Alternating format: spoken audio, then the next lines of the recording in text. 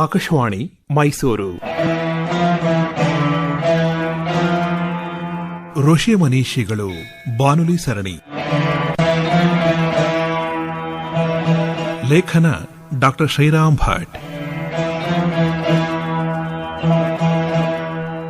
ಋಷಿ, ಮಹರ್ಷಿ, ದೃಷ್ಟಾರ, ಮುನಿ, ತಪಸ್ವಿ, ಯತಿ, ವಿರಕ್ತ, ವಿರಾಗಿ, ಸನ್ಯಾಸಿ, ಪರಿವ್ರಾಜಕ, ಸಾಧು, ಸಂತ ಈ ಬಗೆಯ ಪದಗಳನ್ನು ವಿಶೇಷವಾಗಿ ಧಾರ್ಮಿಕ ಮತ್ತು ಆಧ್ಯಾತ್ಮಿಕ ಸಂದರ್ಭದಲ್ಲೂ ಕಥೆ, ಕಾವ್ಯ, ಪುರಾಣ, ಸಾಹಿತ್ಯಗಳಲ್ಲೂ ಕೇಳುತ್ತಿರುತ್ತೇವೆ. ದಿನನಿತ್ಯದ ಆಡುಮಾತಿನಲ್ಲಂತೂ ಇವನ್ನೆಲ್ಲ ಒಂದೇ ಅರ್ಥದ ಪದಗಳೋ ಎಂಬಂತೆ ಬಿರುಬೀಸಾಗಿ ಬಳಸುತ್ತೇವೆ. ಆದರೆ ಋಷಿಯಾದವನು ಸನ್ಯಾಸಿಯೂ, ಸನ್ಯಾಸಿಯಾದವನು ಋಷಿಯೂ ಆಗಿರಲೇಬೇಕೆಂದಿಲ್ಲ. ಋಷಿಗಳಿಗೆ ಹೆಂಡತಿ ಮಕ್ಕಳು ಇರುವುದುಂಟೆ? ಅವರು ವೈರಾಗ್ಯ ಪಡೆದವರಲ್ಲವೇ ಎಂದು ಕೇಳುವವರೂ ಉಂಟು. ಈ ಎಲ್ಲ ಪದಗಳ ಅರ್ಥ ವ್ಯತ್ಯಾಸಗಳನ್ನು ಋಷಿ ಮನೀಷಿ ಮಾಲಿಕೆಯ ಮೊದಲಲ್ಲಿ ತಿಳಿದುಕೊಳ್ಳೋಣ. ಸಂದೇಹಗಳನ್ನು ಪರಿಹರಿಸಿಕೊಳ್ಳಲು ಪ್ರಯತ್ನಿಸೋಣ. ಋಷಿಶ್ಚಕಿಲ ದರ್ಶನಾತ್, ದರ್ಶನದಿಂದಾಗಿ ಋಷಿ. ದರ್ಶನ ಎಂದರೆ ತನ್ನದೇ ಆದ ಹೊಸ ಕಾಣಿಕೆ, ಯಥಾರ್ಥವನ್ನು ಅಂದರೆ ಪ್ರಪಂಚದ ವಾಸ್ತವಿಕ ಮತ್ತು ತಾತ್ವಿಕ ಸ್ವರೂಪವನ್ನು ಕಂಡವನು ಋಷಿ. ಇದು ತಪಸ್ಸಿನಿಂದ ಸಾಧ್ಯ. ತಪವೆಂದರೆ ಜಪವಲ್ಲ. ಗಹನವಾದ ವಿಷಯವನ್ನು, ಜಗದ ಆಂತರ್ಯದಲ್ಲಿರುವ ನಿಯಮ ಮತ್ತು ನಿಯಾಮಕವನ್ನು ಕಾಣಲು ಬೇಕಾದ ಊರ್ಜಸ್ವಿಯಾದ ಪ್ರಜ್ಞೆ ಮತ್ತು ಪ್ರಯತ್ನ. ತಪಸ್ಸಿನಿಂದ ದರ್ಶನವನ್ನು ಪಡೆದು ಹಾಡಿದವನು ಋಷಿ. ಮನೋನಿಗ್ರಹದಿಂದ ಯಥಾರ್ಥ ಸತ್ಯವನ್ನು ಕಾಣುವವನು ಮನೀಷಿ. ಗಂಡು ಹೆಣ್ಣು ಎಂಬ ಭೇದ ಇಲ್ಲದೆ ಮಂತ್ರದೃಷ್ಟಾರರಾದ ಋಷಿಗಳು ಅನೇಕ ಸಂಖ್ಯೆಯಲ್ಲಿದ್ದಾರೆ. ಅಲ್ಲದೆ ವೇದದಲ್ಲಿ ನಿಹಿತವಾದ ಜ್ಞಾನವನ್ನು ವಿವರಿಸುವ ವೇದಾಂಗಗಳನ್ನು ನಿರೂಪಿಸಿದವರೂ ಋಷಿಗಳು. ಶಿಕ್ಷಾ, ವ್ಯಾಕರಣ, ಛಂದಸ್ಸು, ನಿರುಕ್ತ, ಜ್ಯೋತಿಷ, ಕಲ್ಪ ಇವು 6 ವೇದಾಂಗಗಳು. ಅಲ್ಲದೆ ವೇದೋಪನಿಷತ್ತುಗಳು ಸೂಚ್ಯವಾಗಿ ಗೂಢವಾಗಿ ಬೋಧಿಸಿದ ಪದಾರ್ಥ ಮತ್ತು ತತ್ವಜ್ಞಾನವನ್ನು ಕಂಡರಿತ ಷಡ್ದರ್ಶನಗಳಿವೆ. ಅವು ಸಾಂಖ್ಯ, ಯೋಗ, ನ್ಯಾಯ, ವೈಶೇಷಿಕ, ಪೂರ್ವಮೀಮಾಂಸಾ ಮತ್ತು ವೇದಾಂತ. ಈ ದರ್ಶನಶಾಸ್ತ್ರಗಳನ್ನು ರಚಿಸಿದವರು ಕ್ರಮವಾಗಿ ಕಪಿಲ, ಪತಂಜಲಿ, ಗೌತಮ, ಕಣಾದ, ಜೈಮಿನಿ ಮತ್ತು ಬಾದರಾಯಣ ಮಹರ್ಷಿಗಳು. ಋಷಿಗಳ ಕೊಡುಗೆಯನ್ನು ಆಧರಿಸಿ ಋಷಿಗಳಲ್ಲಿ 7 ಬಗೆ: ಬ್ರಹ್ಮರ್ಷಿ, ದೇವರ್ಷಿ, ಮಹರ್ಷಿ, ಪರಮರ್ಷಿ, ಕಾಂಡರ್ಷಿ, ಶ್ರುತರ್ಷಿ ಮತ್ತು ರಾಜರ್ಷಿ. ವೈದಿಕ ಜ್ಞಾನವನ್ನು ತಲೆಮಾರಿನಿಂದ ತಲೆಮಾರಿಗೆ ದಾಟಿಸಲು, ವೇದವಿದ್ಯಾ ಪ್ರಸಾರಕ್ಕಾಗಿಯೂ ಗುರುಕುಲಗಳನ್ನು ಸ್ವತಂತ್ರವಾಗಿ ನಡೆಯಿಸುತ್ತಿದ್ದ ಋಷಿಗಳಿದ್ದರು. ಏಕಕಾಲಕ್ಕೆ 10,000 ವಿದ್ಯಾರ್ಥಿಗಳನ್ನು ಪೋಷಿಸಿ ವೇದಶಾಸ್ತ್ರಗಳ ಶಾಖೆಗಳೆಲ್ಲವನ್ನೂ ಪ್ರಾಯೋಗಿಕವಾಗಿಯೂ ಬೋಧಿಸುವ ವ್ಯವಸ್ಥೆಯನ್ನು ನಿರ್ವಹಿಸಿದ್ದ ಋಷಿಪುಂಗವರು ಕುಲಪತಿ ಎಂಬ ಮನ್ನಣೆಗೆ ಪಾತ್ರರಾಗಿದ್ದರು. ಋಷಿಗಳನ್ನು ಕ್ವಚಿತ್ತಾಗಿ ನಮ್ಮ ನಿಮ್ಮಂತೆ ಕಾಮಕ್ರೋಧಗಳು ಬಾಧಿಸುತ್ತಿದ್ದ ಕಥೆಗಳನ್ನು ಕೇಳಿದ್ದೇವೆ, ನಿಜ. ಅದನ್ನು ದಾಟಿ ಜಿತೇಂದ್ರಿಯತ್ವವನ್ನು ಸಂಪಾದಿಸಿ ಸಂಸಾರ ಪಾರವನ್ನು ಸೇರಿದ ನಿದರ್ಶನಗಳೂ ಕಥೆಗಳಲ್ಲಿ ದಾಖಲಾಗಿವೆ. ಬಹುವಾಗಿ ಋಷಿಗಳು ಧರ್ಮ ಮಾರ್ಗವನ್ನು, ಜ್ಞಾನ ಮಾರ್ಗವನ್ನು ಅರಸಿ ನಡೆದವರು, ಸಿದ್ಧಿ ಪಡೆದವರು. ಅಭ್ಯಾಸ, ವೈರಾಗ್ಯಗಳ ಹಾದಿಯಲ್ಲಿ ಹೆಜ್ಜೆ ಹಾಕಿದ ಮುನಿಗಳದು ಇನ್ನೊಂದು ವರ್ಗ. ಯತಿ, ವಿರಕ್ತ, ಸನ್ಯಾಸಿ, ಪರಿವ್ರಾಜಕ, ಸಾಧು, ಸಂತರೆಲ್ಲ ಈ ವರ್ಗದವರು. ಮುನಿ, ಜ್ಞಾನಿ ಎಂಬುದು ಈ ವರ್ಗದವರಿಗೆ ಸಲ್ಲುವ ಸಾಧಾರಣ ಗೌರವ. ಮನನದಿಂದ ಮೌನ, ಮೌನದಿಂದ ಮುನಿ. ಮೌನವೆಂದರೆ ಕೇವಲ ಮಾತನಾಡದಿರುವುದಲ್ಲ, ತತ್ವಚಿಂತನೆಯಲ್ಲಿ ಪೂರ್ಣವಾಗಿ ಮಗ್ನನಾಗಿರುವ ಸ್ಥಿತಿ ಅದು. ಇಂಥ ಮುನಿಗಳು ದಾರ್ಶನಿಕ ಚಿಂತನೆಯಲ್ಲಿ ಅಥವಾ ಆತ್ಮ ಪರಮಾತ್ಮರ ಸ್ವರೂಪ ಸಂಬಂಧಗಳ ಅನುಸಂಧಾನದಲ್ಲಿ ನಿಮಗ್ನರು. ಅವರಿಗೆ ಲೌಕಿಕ ಕಾಮನೆಗಳಲ್ಲಿ ಕಿಂಚಿತ್ತೂ ಆಸಕ್ತಿ ಇರದು. ಅದೇ ಸಹಜ ವೈರಾಗ್ಯ. ಆ ಸಹಜ ತ್ಯಾಗವೇ ಸನ್ಯಾಸ. ಅದು 4ನೆಯ ಆಶ್ರಮ. ಈ ವಿರಕ್ತಿ ಬದುಕಿನ ಯಾವುದೇ ಘಟ್ಟದಲ್ಲಿ ಸಂಭವಿಸಲೂಬಹುದು. ಆ ಮಹಾತ್ಮರು ಮನೆ ಮಠ ತೊರೆದು ಒಂದೆಡೆ ನೆಲೆ ನಿಲ್ಲದೆ ಸದಾ ಸಂಚರಿಸುವವರು. ಅದೇ ಪ್ರೌರಜನ, ಅವರೇ ಪರಿವ್ರಾಜಕರು. ಆತ್ಮಜ್ಞಾನದ ಸಾಧನೆಯ ಹಾದಿಯಲ್ಲಿರುವ ಸನ್ಯಾಸ ಮತ್ತು ಆತ್ಮ ಸಾಕ್ಷಾತ್ಕಾರ ಸಿದ್ಧಿ ಲಭಿಸಿದ ಸನ್ಯಾಸ, ಇವು 2 ಹಂತಗಳು. ಜೀವನ್ಮುಕ್ತ ಸ್ಥಿತಿಯಲ್ಲಿರುವವರು ಪರಮಹಂಸರು. ಅವರು ಸ್ವಯಂ ಭವಸಾಗರವನ್ನು ದಾಟಿದ್ದಲ್ಲದೆ ಪರಮ ಕರುಣೆಯಿಂದ ಇತರರನ್ನೂ ದಾಟಿಸುವುದಕ್ಕಾಗಿ ಜ್ಞಾನಪ್ರಸಾರದಲ್ಲೂ ತೊಡಗುವರು. ಅಲ್ಲಿ ಯಾವುದೇ ತಾರತಮ್ಯ, ಭೇದ ಭಾವ ಇಲ್ಲ. ಭಗವದ್ಗೀತೆಯ ಪರಿಭಾಷೆಯಲ್ಲಿ ಅದೇ ಲೋಕಸಂಗ್ರಹ. ಋಷಿ ಮನೀಷಿಗಳು ಬಾನುಲಿ ಸರಣಿ ಕೇಳಿದಿರಿ. ಲೇಖನ ಡಾ. ಶ್ರೀರಾಮ್ ಭಟ್. ಪ್ರಸ್ತುತಿ ದಿವಾಕರ ಹೆಗಡೆ. ಈ ಕಾರ್ಯಕ್ರಮ ಆಕಾಶವಾಣಿ ಮೈಸೂರು ಕೇಂದ್ರದಿಂದ ಮೂಡಿಬಂತು. ಆಕಾಶವಾಣಿ ಮೈಸೂರು.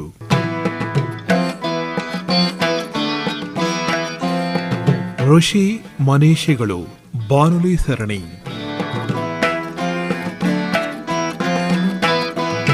ಲೇಖನ ಡಾಕ್ಟರ್ ಶ್ರೀರಾಮ್ ಭಟ್. ಮಹರ್ಷಿ ವೇದವ್ಯಾಸ. ವೇದ, ವೇದಾಂತ, ಕಾವ್ಯ, ಇತಿಹಾಸ, ಪುರಾಣ, ಮಹಾಸಾಗರವನ್ನು ಈಸ ಬಯಸುವವರು ವ್ಯಾಸ ಎಂಬ ಪರಮಾಶ್ಚರ್ಯಕ್ಕೆ ಮಣಿಯದೆ ಮುಂಬರಿಯಲಾರರು. ವ್ಯಾಸ ಮುನೀಂದ್ರ ರುಂದ್ರ ವಚನಾಮೃತ ವಾರ್ಧಿಯ ನೀಸುವೆನ್ ಕವಿ ವ್ಯಾಸನ್ ಎಂಬ ಗರ್ವ ಮೆನಗಿಲ್ಲ ಎಂಬುದು ನಮ್ಮ ಆದಿಕವಿ ಪಂಪನ ನಮ್ರ ನುಡಿ. ಒಂದೋ ಎರಡೋ ಮತ್ತೊಂದೋ ಎಂಬ ಭಿನ್ನ ದಿಕ್ಕಿಗೆ ಹೊರಟು ನಿಂತ ವೇದಾಂತದ ಪರಮಾಚಾರ್ಯರುಗಳ ಪ್ರಸ್ಥಾನತ್ರಯದಲ್ಲಿ ಒಂದು ಬಾದರಾಯಣ ವ್ಯಾಸನ ಬ್ರಹ್ಮಸೂತ್ರ. ಋಷಿ ಮನೀಷಿಗಳನ್ನು ನೆನೆಯುವಾಗ ಮೊದಲಿಗೆ ವ್ಯಾಸ ಮಹರ್ಷಿಯ ನೆನಪು ಸಹಜ. ಒಂದು ಮುಂಜಾನೆ ಪರಾಶರ ಮಹರ್ಷಿ ಯಮುನೆಯನ್ನು ದಾಟುತ್ತಿದ್ದ. ದೋಣಿಗೆ ಹುಟ್ಟು ಹಾಕುತ್ತಿದ್ದ ಅಂಬಿಗಿತ್ತಿ ಸತ್ಯವತಿ. ಋಷಿಗೆ ಹಠಾತ್ ಅವಳನ್ನು ಕೂಡುವ ಆಸೆ ಹುಟ್ಟಿತು. ಹುಡುಗಿಗೋ ನಾಚಿಕೆ. ಮಂಜು ಮುಸುಕಿನ ತೆರೆಯ ಮರೆ ಮಾಡಿ ಅಲ್ಲೇ ಕೃಷ್ಣದ್ವೀಪದಲ್ಲಿ ಕೂಡಿದ. ಆಗ ಹುಟ್ಟಿದ ಮಗುವೇ ಕೃಷ್ಣದ್ವೈಪಾಯನ. ಸತ್ಯವತಿಗೆ ಮತ್ತೆ ಕನ್ನೆತನವನ್ನು ನೀಡಿ ಮುನ್ನಿನ ಮತ್ಸ್ಯಗಂಧವನ್ನು ಕಳೆದು ಯೋಜನಗಂಧವನ್ನು ಕರುಣಿಸಿದ. ಅಮ್ಮ, ನೀನು ನೆನೆದಾಗಲೆಲ್ಲ ನಿನ್ನೆದುರಿಗಿರುವೆ ಎಂದು ಹೇಳಿ ಬಾಲವ್ಯಾಸ ತಂದೆಯೊಂದಿಗೆ ತೆರಳಿದ. ತಂದೆಯಿಂದ ವೇದಶಾಸ್ತ್ರಗಳನ್ನೆಲ್ಲ ಕಲಿತ ಪಂಚಮ ವೇದ ಎನಿಸಿದ ಮಹಾಭಾರತವನ್ನು ರಚಿಸಿದ. ಸತ್ಯವತಿ ಮುಂದೆ ಶಂತನುವನ್ನು ಮದುವೆಯಾಗಿ ಕುರುಮನೆತನವನ್ನು ಸೇರಿದ್ದಳು. ಅಮ್ಮ ಸತ್ಯವತಿ ನೆನೆದಾಗಲೆಲ್ಲ ಮಗ ವ್ಯಾಸ ಧಾವಿಸಿ ಬಂದ. ಇತಿಹಾಸವೆಂದೂ ಪ್ರಸಿದ್ಧವಾದ ತನ್ನದೇ ಕೃತಿಯಲ್ಲಿ ವ್ಯಾಸನೂ ಒಂದು ಪಾತ್ರ. ಧಾರಣೆಯೇ ಧರ್ಮ, ಈ ಧರ್ಮದ ನಡೆ ಚರಾಚರವನ್ನೆಲ್ಲ ಎತ್ತಿ ಹಿಡಿದು ಬದುಕಗೊಡುವುದು ಎಂದು ಧರ್ಮದ ಸ್ವರೂಪವನ್ನು ನಿರ್ವಚಿಸಿದ. ಧರ್ಮದಿಂದಲೇ ಅರ್ಥಕಾಮಗಳ ಸಿದ್ಧಿ, ಯಾಕೆ ಅದನ್ನು ಪರಿಪಾಲಿಸುವುದಿಲ್ಲವೋ ಕಾಣೆ. ಕೈ ಎತ್ತಿ ಕೂಗಿ ಹೇಳುತ್ತಿದ್ದೇನೆ, ಯಾರೂ ಕೇಳರಲ್ಲ. ಇದು ಹತಾಶೆಯ ಮಾತಲ್ಲ, ಸತ್ಯಬೋಧದ ಒತ್ತಡ. ತಂದೆ ಪರಾಶರರಿಂದಲೇ ವ್ಯಾಸರಿಗೆ ವೇದವೆಲ್ಲ ಕರತಲಾಮಲಕ. ವ್ಯಾಸರು ವೇದರಾಶಿಯನ್ನು ಋಗ್, ಯಜುಸ್, ಸಾಮವೆಂದು ವಿಭಾಗಿಸಿದರು ಎಂದು ಸಾಮಾನ್ಯವಾಗಿ ಹೇಳಲಾಗಿದೆ. ಆದರೆ ವೇದದಲ್ಲೇ ಈ ವಿಭಾಗಗಳ ಹೆಸರು ಕಾಣುತ್ತವೆ. ಪ್ರಾಯಃ ವೇದ ಮಂತ್ರಗಳೆಲ್ಲ ಕಲಸಿ ಹೋಗಿದ್ದಿರಬಹುದು, ಅಥವಾ ಆ ಕಾಲಕ್ಕೇ ವೇದವನ್ನು ಸಮಗ್ರವಾಗಿ ವ್ಯಾಸಂಗ ಮಾಡುವವರು ಕ್ಷೀಣಿಸಿದ್ದಿರಬಹುದು. ವ್ಯಾಸರು ವೇದ ವಿಭಾಗವನ್ನು ವ್ಯವಸ್ಥಿತಗೊಳಿಸಿ ಸ್ವಶಾಖಾಧ್ಯಯನ ಸಂಪ್ರದಾಯವನ್ನು ಆರಂಭಿಸಿರಬೇಕು. ತಮ್ಮ ಶಿಷ್ಯರಾದ ಪೈಲ, ವೈಶಂಪಾಯನ, ಜೈಮಿನಿ, ಸುಮಂತು ಈ 4 ಋಷಿಗಳಿಗೆ ಕ್ರಮವಾಗಿ ಋಗ್, ಯಜುಸ್, ಸಾಮ, ಅಥರ್ವ ವೇದಶಾಖೆಗಳ ಅಧ್ಯಾಪನದ ಹೊಣೆಯನ್ನು ವಹಿಸಿದ್ದರು. ಇದರಿಂದಾಗಿ ವೇದವ್ಯಾಸ ಎಂಬ ಅನ್ವರ್ಥನಾಮ ರೂಢಿಗೆ ಬಂದಿತು. ವ್ಯಾಸ ಪದಕ್ಕೆ ವಿಭಾಗಿಸು, ವಿಸ್ತರಿಸು ಎಂಬ ಅರ್ಥಗಳಿವೆ. ಈ ಎರಡೂ ಅರ್ಥವನ್ನು ಕ್ರಿಯಾರೂಪಕ್ಕೆ ತಂದ ಕೃಷ್ಣದ್ವೈಪಾಯನರು ಮಹರ್ಷಿ ವೇದವ್ಯಾಸ ಎಂದೇ ಜನಜನಿತರಾದ ಬಗೆಯಿದು. ಶಿಷ್ಯರ ಮೂಲಕವೇ ಪುರಾಣ ಪರಂಪರೆಯನ್ನು ಹುಟ್ಟುಹಾಕಿದ್ದೂ ಇದೆ. ಮಹರ್ಷಿ ವಸಿಷ್ಠರು ವ್ಯಾಸರ ಮುತ್ತಜ್ಜ. ಗಂಗಾ ತೀರದ ಈಗಿನ ಉತ್ತರಾಖಂಡದ ಪ್ರಾಂತವು ವಸಿಷ್ಠರ ತಪೋಭೂಮಿಯಾಗಿತ್ತು. ಅದರ ಸನಿಹದ ವನಪ್ರಾಂತದಲ್ಲಿ ವ್ಯಾಸಾಶ್ರಮ. ಆಶ್ರಮದ ಸುತ್ತ ಬರೀ ಬದರ ವೃಕ್ಷಗಳ ತಪ್ಪಲು. ಅದರಿಂದಾಗಿ ವ್ಯಾಸರಿಗೆ ಬಾದರಾಯಣ ಎಂಬ ಹೆಸರು ಬಂತಂತೆ. ಬದರಿ ಕ್ಷೇತ್ರದಲ್ಲಿದ್ದುದರಿಂದ ಆ ಹೆಸರು ಬಂತೆಂದೂ ಅಭಿಪ್ರಾಯವಿದೆ. ಹೇಗಾದರಿರಲಿ, ಮಹಾಭಾರತಕ್ಕೆ ವೇದವ್ಯಾಸ ಕಾವ್ಯನಾಮ ಆದಂತೆ ಜ್ಞಾನ ಶಿಖರವಾದ ಬ್ರಹ್ಮಸೂತ್ರ ಗ್ರಂಥಕ್ಕೆ ಬಾದರಾಯಣ ತುಂಬ ಒಪ್ಪುವ ಜ್ಞಾನಾಭಿಧಾನ. ವೇದಾಂತವೆಂದರೆ ವೇದದ ಕೊನೆಯ ಭಾಗವಾದ ಉಪನಿಷತ್ತುಗಳು. ಅವುಗಳ ಬೋಧೆಯನ್ನು ಸೂತ್ರರೂಪದಲ್ಲಿ ಹರಳುಗಟ್ಟಿಸಿದ ಅತ್ಯುಜ್ವಲ ದಾರ್ಶನಿಕ ಕೃತಿಯೇ ಬ್ರಹ್ಮಸೂತ್ರ.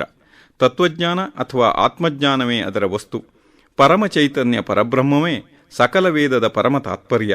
ಕರ್ಮ, ಉಪಾಸನೆ, ಧ್ಯಾನ, ಭಕ್ತಿಗಳೆಲ್ಲ ಅದಕ್ಕಾಗಿ ದುಡಿಯುತ್ತವೆ, ತುಡಿಯುತ್ತವೆ. ಈ ಪ್ರಪಂಚಕ್ಕೆಲ್ಲ ಪರಮಚೈತನ್ಯವೇ ಮೂಲ, ಕಾರಣ, ಆಶ್ರಯ, ಕಟ್ಟಕಡೆಯ ಗಮ್ಯಸ್ಥಾನ. ಅದನ್ನು ವಿಷ್ಣು, ಕೃಷ್ಣ, ಶಿವ ಎಂದಾದರೂ ಕರೆಯಿರಿ, ಪರಮಾತ್ಮ, ಭಗವಂತ ಎಂಬ ಸರ್ವಕ್ಕೂ ಸಲ್ಲುವ ನಾಮದಿಂದಾದರೂ ಕರೆಯಿರಿ. ಮಹಾಭಾರತದಲ್ಲಿ ವಿಷ್ಣು ಮತ್ತು ಶಿವ ಸಹಸ್ರನಾಮ ಸ್ತೋತ್ರಗಳೆರಡೂ ಇವೆ. ಇವೆಲ್ಲಕ್ಕೂ ಮುಖ್ಯವಾಗಿ ಸಾಮರಸ್ಯ ತತ್ವದ ಉತ್ತುಂಗ ಶಿಖರವಾಗಿ ನಮಗೆಲ್ಲ ದೊರಕಿದ ಶ್ರೀಮದ್ ಭಗವದ್ಗೀತೆ ವ್ಯಾಸಕೃತ ತಾನೇ. ಅವಿಭಕ್ತಂ ವಿಭಕ್ತೇಷು ವಿಭಕ್ತಮಿವ ಚ ಸ್ಥಿತಂ. ಇನ್ನಾವ ಮಾತು ಇದಕ್ಕಿಂತ ಚೆನ್ನಾಗಿ ಈ ಜಗದ ಸ್ವರೂಪವನ್ನು ನಿರ್ವಚಿಸಲಾರದು. ಜಗತ್, ಜೀವ, ಈಶ್ವರ ಈ ತ್ರಿಲೋಚನದ ಕಾಂತಿಮಯ ಜ್ಞಾನಪ್ರಭೆ ಅಲ್ಲಿದೆ. ವ್ಯಾಸರನ್ನು ಭಗವಂತನ ಅಂಶಾವತಾರವೆಂದು ಸುಮ್ಮನೇ ಕರೆದರೆ ಋಷಿ ಮನೀಷಿಗಳು ಬಾನುಲಿ ಸರಣಿ ಕೇಳಿದಿರಿ. ಲೇಖನ ಡಾಕ್ಟರ್ ಶ್ರೀರಾಮ್ ಭಟ್. ಪ್ರಸ್ತುತಿ ದಿವಾಕರ್ ಹೆಗಡೆ.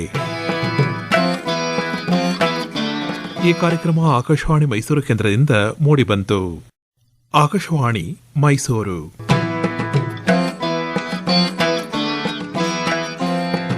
ಋಷಿ ಮನೀಷಿಗಳು ಬಾನುಲಿ ಸರಣಿ.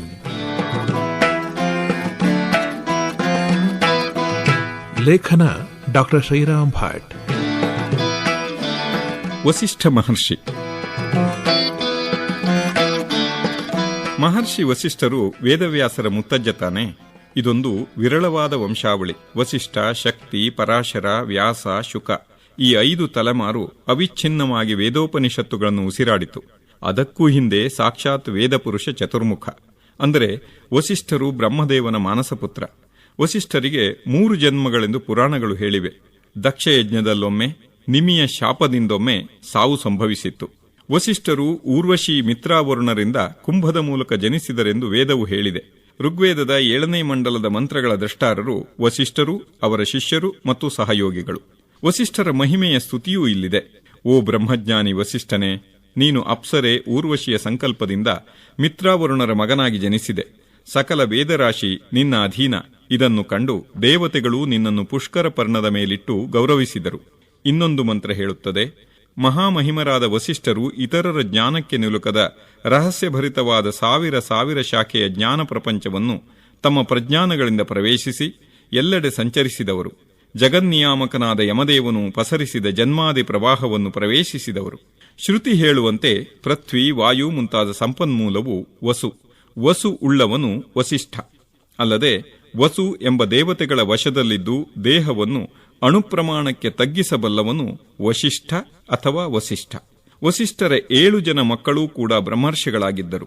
ಅಗ್ನಿಪುರಾಣ ಮತ್ತು ವಿಷ್ಣು ಪುರಾಣಗಳನ್ನು ವಸಿಷ್ಠರೇ ರಚಿಸಿದರೆಂಬ ನಂಬಿಕೆ ಇದೆ. 18 ಪುರಾಣಗಳು ವ್ಯಾಸಕೃತ ಎಂದೇ ಸಂಪ್ರದಾಯ ನಂಬಿದೆ. ಇರಬಹುದು. ಪುರಾಣ ನಿರ್ಮಾಣ ಕೌಶಲವೂ ವ್ಯಾಸರಿಗೆ ಮುತ್ತಜ್ಜನ ಬಳವಳಿ ಆಗಿರಬಹುದಲ್ಲ. ವಸಿಷ್ಠರು ವೇದಾಂತದ ಮೊದಲ ಗುರು ಎಂದು ಆದಿಶಂಕರರು ಹೇಳಿದ್ದಾರೆ. ಶ್ರೀರಾಮಚಂದ್ರನಿಗೆ ವಸಿಷ್ಠರು ವಿಸ್ತಾರವಾಗಿ ವೇದಾಂತವನ್ನು ಬೋಧಿಸಿದ ಉದ್ಗ್ರಂಥವೇ ವಾಸಿಷ್ಠ ರಾಮಾಯಣ ಅಥವಾ ಯೋಗ ವಾಸಿಷ್ಠ. ಆಕಾಶ ತತ್ವವೇ ಪರಂಬ್ರಹ್ಮ ಮತ್ತು ಅದರ ವಿಕಾಸ. ಸೂಕ್ಷ್ಮವಾದ ಇಂದ್ರಿಯ ಗೋಚರವಲ್ಲದ ಚಿದಂಬರ ಅಂದರೆ ಚಿದಾಕಾಶವೇ ಈ ಎಲ್ಲ ಗೋಚರ ಜಗತ್ತಿಗೆ ಶಾಶ್ವತ ಮೂಲ ಕಾರಣ ಎಂಬುದನ್ನು ಸುದೀರ್ಘವಾಗಿ 32,000 ಶ್ಲೋಕಗಳಲ್ಲಿ ವಿವರಿಸಿದ ಮಹತ್ಕೃತಿ ಅದು. ಚಿದಂಬರ ರಹಸ್ಯ ಇದೇ ಇರಬೇಕು. 24,000 ಶ್ಲೋಕಗಳ ವಾಲ್ಮೀಕಿ ರಾಮಾಯಣಕ್ಕಿಂತ ದೊಡ್ಡದು. ಇದನ್ನೂ ವಾಲ್ಮೀಕಿಯೇ ರಚಿಸಿದ್ದೆಂದು ಈ ಗ್ರಂಥವೇ ಹೇಳಿದೆ. ತನ್ನ ಕಾವ್ಯದಲ್ಲಿ ತಾನೇ ಒಂದು ಪಾತ್ರವಾಗಿದ್ದ ಆ ಆದಿಕವಿಗೆ ವಸಿಷ್ಠ ಮಹರ್ಷಿಯ ನಿಕಟ ಸಂಪರ್ಕವಂತೂ ಇತ್ತು. ರಾಮನಿಗೂ ರಘುಕುಲಕ್ಕೂ ಕುಲಗುರುವಾದ ವಸಿಷ್ಠರ ಬ್ರಹ್ಮರ್ಷಿತ್ವವನ್ನು, ಆ ಸಂಬಂಧದಲ್ಲಿ ನಡೆದ ವಸಿಷ್ಠ ವಿಶ್ವಾಮಿತ್ರರ ಕುತೂಹಲ ಕದನವನ್ನು, ವಸಿಷ್ಠರ ಮಾತು ಕೇಳದ ತ್ರಿಶಂಕು ಸ್ಥಿತಿಯನ್ನು ಚಿತ್ರವತ್ತಾಗಿ ಮೊಟ್ಟ ಮೊದಲಿಗೆ ಕಟ್ಟಿಕೊಟ್ಟವನೂ ಇದೇ ಮೊದಲ ಕವಿ ವಾಲ್ಮೀಕಿ ಮುನಿ. ರಾಮನಿಗೆ ಪಟ್ಟಾಭಿಷೇಕಕ್ಕೆ ಮೊದಲು ವೈರಾಗ್ಯ ಬಂದು ಈ ಜಗದ ಮೂಲ ಚೂಲಗಳನ್ನು ಅರಿಯಬೇಕೆಂಬ ಜಿಜ್ಞಾಸೆ ಉಂಟಾಯಿತಂತೆ. ಕುಲಗುರು ವಸಿಷ್ಠರು ಈ ಜಗದ ಹಿಂದು ಮುಂದಣ ಗುಟ್ಟು ಗೂಢಗಳನ್ನೆಲ್ಲ ಮನವರಿಕೆ ಮಾಡಿಕೊಟ್ಟು ರಾಮನನ್ನು ಕರ್ತವ್ಯಪರನನ್ನಾಗಿ ಮಾಡಿದರಂತೆ. ಮಹತ್ವದ್ದೆಂದರೆ ಭಗವಾನ್ ಬುದ್ಧನು ವಿನಯ ಪಿಟಕದಲ್ಲಿ ವಸಿಷ್ಠರನ್ನು ಹೆಸರಿಸಿ ಗೌರವಿಸಿದ್ದಾನೆ. ವಸಿಷ್ಠರೊಂದಿಗೆ ಅರುಂಧತಿಯನ್ನು ನೆನೆಯದಿದ್ದರೆ ಮದುವೆಯ ನಡುಹಗಲಲ್ಲಿ ನಕ್ಷತ್ರ ತೋರಿದ ಪುರೋಹಿತರ ಪ್ರಯತ್ನಕ್ಕೇನು ಬೆಲೆ? ಕರ್ದಮನ ಮಗಳು ಊರ್ಜಾ ಬಲು ಚೆಲುವೆ. ಅಣ್ಣ ತಮ್ಮಂದಿರೇ ಕಾಮಿಸಿದ್ದರಿಂದ ಬೇಸರಗೊಂಡು ಚಂದ್ರಭಾಗಾಗಿರಿಯಲ್ಲಿ ತಪಸ್ಸಿಗೆಂದು ಹೋದಳು. ಅವಳಿಗೆ ತಪವನ್ನು ಕಲಿಸಲೆಂದು ಬ್ರಹ್ಮದೇವನು ವಸಿಷ್ಠನನ್ನು ಕಳುಹಿಸಿದ. ಅವಳು ವಸಿಷ್ಠನನ್ನು ಮದುವೆಯಾದಳು. ದಕ್ಷಯಜ್ಞದ ಬಳಿಕ ಅಕ್ಷಮಾಲೆಯಾಗಿ ಹುಟ್ಟಿ ವಸಿಷ್ಠನನ್ನೇ ಮತ್ತೆ ಮದುವೆಯಾದಳು. ನಿಮಿಯ ಶಾಪದಿಂದ ಸತ್ತು ಮತ್ತೆ ಅರುಂಧತಿಯಾಗಿ ಹುಟ್ಟಿ ವಸಿಷ್ಠನನ್ನೇ ಸೇರಿದಳು. ನನ್ನ ಗಂಡನ ಚಿತ್ತವನ್ನೇ ಅನುಸರಿಸಿ ದೃಢವಾಗಿರುವೆನು, ಯಾರೂ ನನ್ನನ್ನು ತಡೆಯಲಾರರು, ಅದಕ್ಕೇ ನಾನು ಅರುಂಧತಿ ಹೀಗೆಂದು ಘೋಷಿಸಿದ ಅರುಂಧತಿಯು ಮುಂದೆ ವಸಿಷ್ಠರೊಂದಿಗೆ ಆಗಸದಲ್ಲಿ ನಕ್ಷತ್ರವಾಗಿ ನೆಲೆ ನಿಂತಳು. ಈ ಕಾಲಕ್ಕೆ ಉಳಿದಿರುವುದು ಗೃಹಸ್ಥಾಶ್ರಮ ಒಂದೇ. ಪುರೋಹಿತರು ಅರುಂಧತಿಯನ್ನು ತೋರಲೇಬೇಕು. ಇಂದಿಗೂ ದಾಂಪತ್ಯಕ್ಕೆ ಮಾದರಿ ವಸಿಷ್ಠ ಅರುಂಧತಿ ದಂಪತಿ. ಇದು ನಮ್ಮ ಹಿರಿಯರ ಆಶಯ, ಆಸೆ. ಋಷಿ ಮನೀಷಿಗಳು ಬಾನುಲಿ ಸರಣಿ ಕೇಳಿದಿರಿ. ಲೇಖನ ಡಾಕ್ಟರ್ ಶ್ರೀರಾಮ್ ಭಟ್. ಪ್ರಸ್ತುತಿ ದಿವಾಕರ್ ಹೆಗಡೆ. ಈ ಕಾರ್ಯಕ್ರಮ ಆಕಾಶವಾಣಿ ಮೈಸೂರು ಕೇಂದ್ರದಿಂದ ಮೂಡಿಬಂತು. ಆಕಾಶವಾಣಿ ಮೈಸೂರು.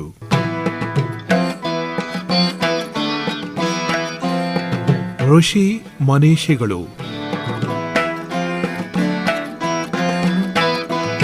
ಲೇಖನ ಡಾಕ್ಟರ್ ಶ್ರೀರಾಮ್ ಭಟ್. ವಿಶ್ವಾಮಿತ್ರ ಮಹರ್ಷಿ.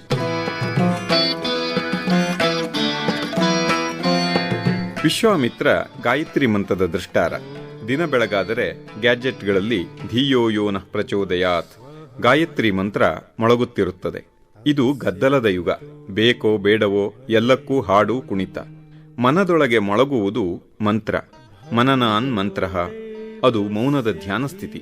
ಅಗತ್ಯವಾದರೆ ಏಕೋಧ್ಯಾನದ ಮಂದ್ರಸ್ಥಾಯಿಯ ಪಠನ. ತೇಜೋಮಯನಾದ ಸವಿತೃವಿನ ಸಕಲಾರಾಧ್ಯ ಜ್ಯೋತಿಯನ್ನು ಧ್ಯಾನಿಸುವೆನು.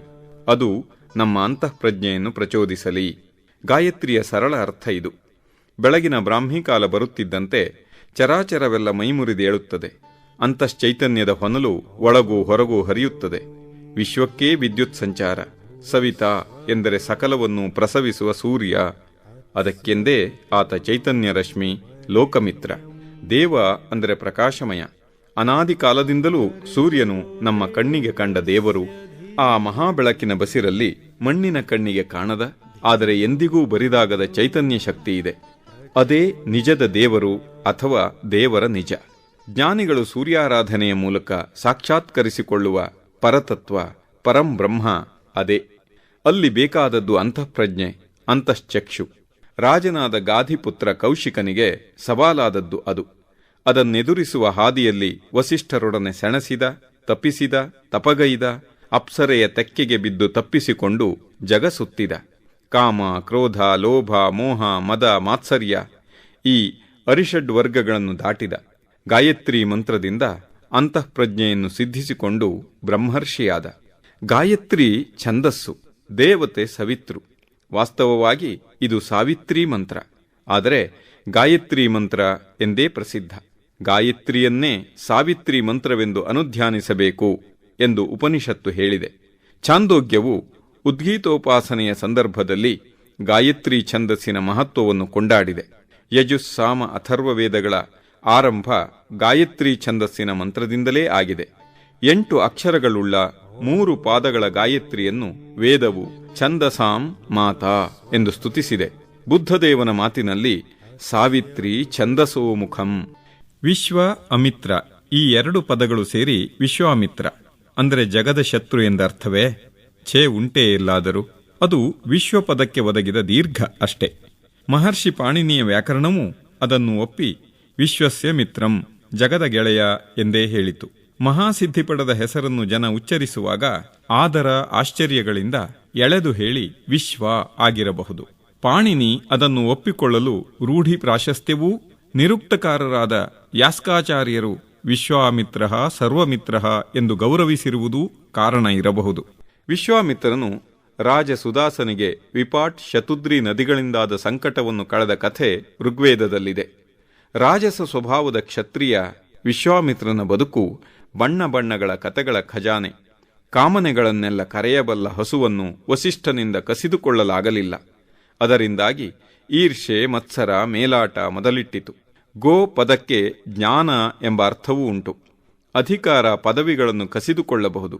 ಜ್ಞಾನವನ್ನು ಕಸಿದುಕೊಳ್ಳಲಾದೀತೆ? ತಪಿಸಿಯೇ ಪಡೆಯಬೇಕು. ಹಾಗೆಯೇ ಪಣತೊಟ್ಟ. ಮುಂದಿನ ರೋಚಕ ವಿಸ್ತೃತ ಕಥೆ ವಾಲ್ಮೀಕಿ ರಾಮಾಯಣದಲ್ಲಿದೆ. ಮಹಾಭಾರತ ಪುರಾಣಗಳಲ್ಲೂ ಇದೆ. ತ್ರಿಶಂಕು, ಹರಿಶ್ಚಂದ್ರರ ಕಥೆಯಂತೂ ಸುಪರಿಚಿತವೇ. ಅಕ್ಕ ಕೌಶಿಕಿ ತಾರುಣ್ಯದಲ್ಲೇ ವಿಧವೆಯಾಗಿ ನದಿಯಾಗಿ ಹರಿದಳಂತೆ. ವಿಶ್ವಾಮಿತ್ರನು ಕೌಶಿಕಿ ತೀರದಲ್ಲಿ ಗುಡಿಸಲು ಕಟ್ಟಿ ನೆಲೆಸಿದನಂತೆ. ರಾಮಲಕ್ಷ್ಮಣರಿಗೆ ಅಸ್ತ್ರವಿದ್ಯೆಯ ಮರ್ಮವನ್ನೂ ಸೀತೆಯಂಥ ಸಂಬಂಧವನ್ನೂ ಕಲ್ಪಿಸಿದವನೂ ವಿಶ್ವಾಮಿತ್ರನೇ. ಬ್ರಹ್ಮರ್ಷಿ ಎಂದು ವಸಿಷ್ಠನೇ ತಲೆದೂಗಿದ ಈತನ 13 ಮಕ್ಕಳು ಮಂತ್ರದೃಷ್ಟಾರರು. ಋಷಿ ಮನೀಷಿಗಳು ಬಾನುಲಿ ಸರಣಿ ಕೇಳಿದಿರಿ. ಲೇಖನ ಡಾಕ್ಟರ್ ಶ್ರೀರಾಮ್ ಭಟ್. ಪ್ರಸ್ತುತಿ ದಿವಾಕರ್ ಹೆಗಡೆ. ಈ ಕಾರ್ಯಕ್ರಮ ಆಕಾಶವಾಣಿ ಮೈಸೂರು ಕೇಂದ್ರದಿಂದ ಮೂಡಿಬಂತು. ಆಕಾಶವಾಣಿ ಮೈಸೂರು.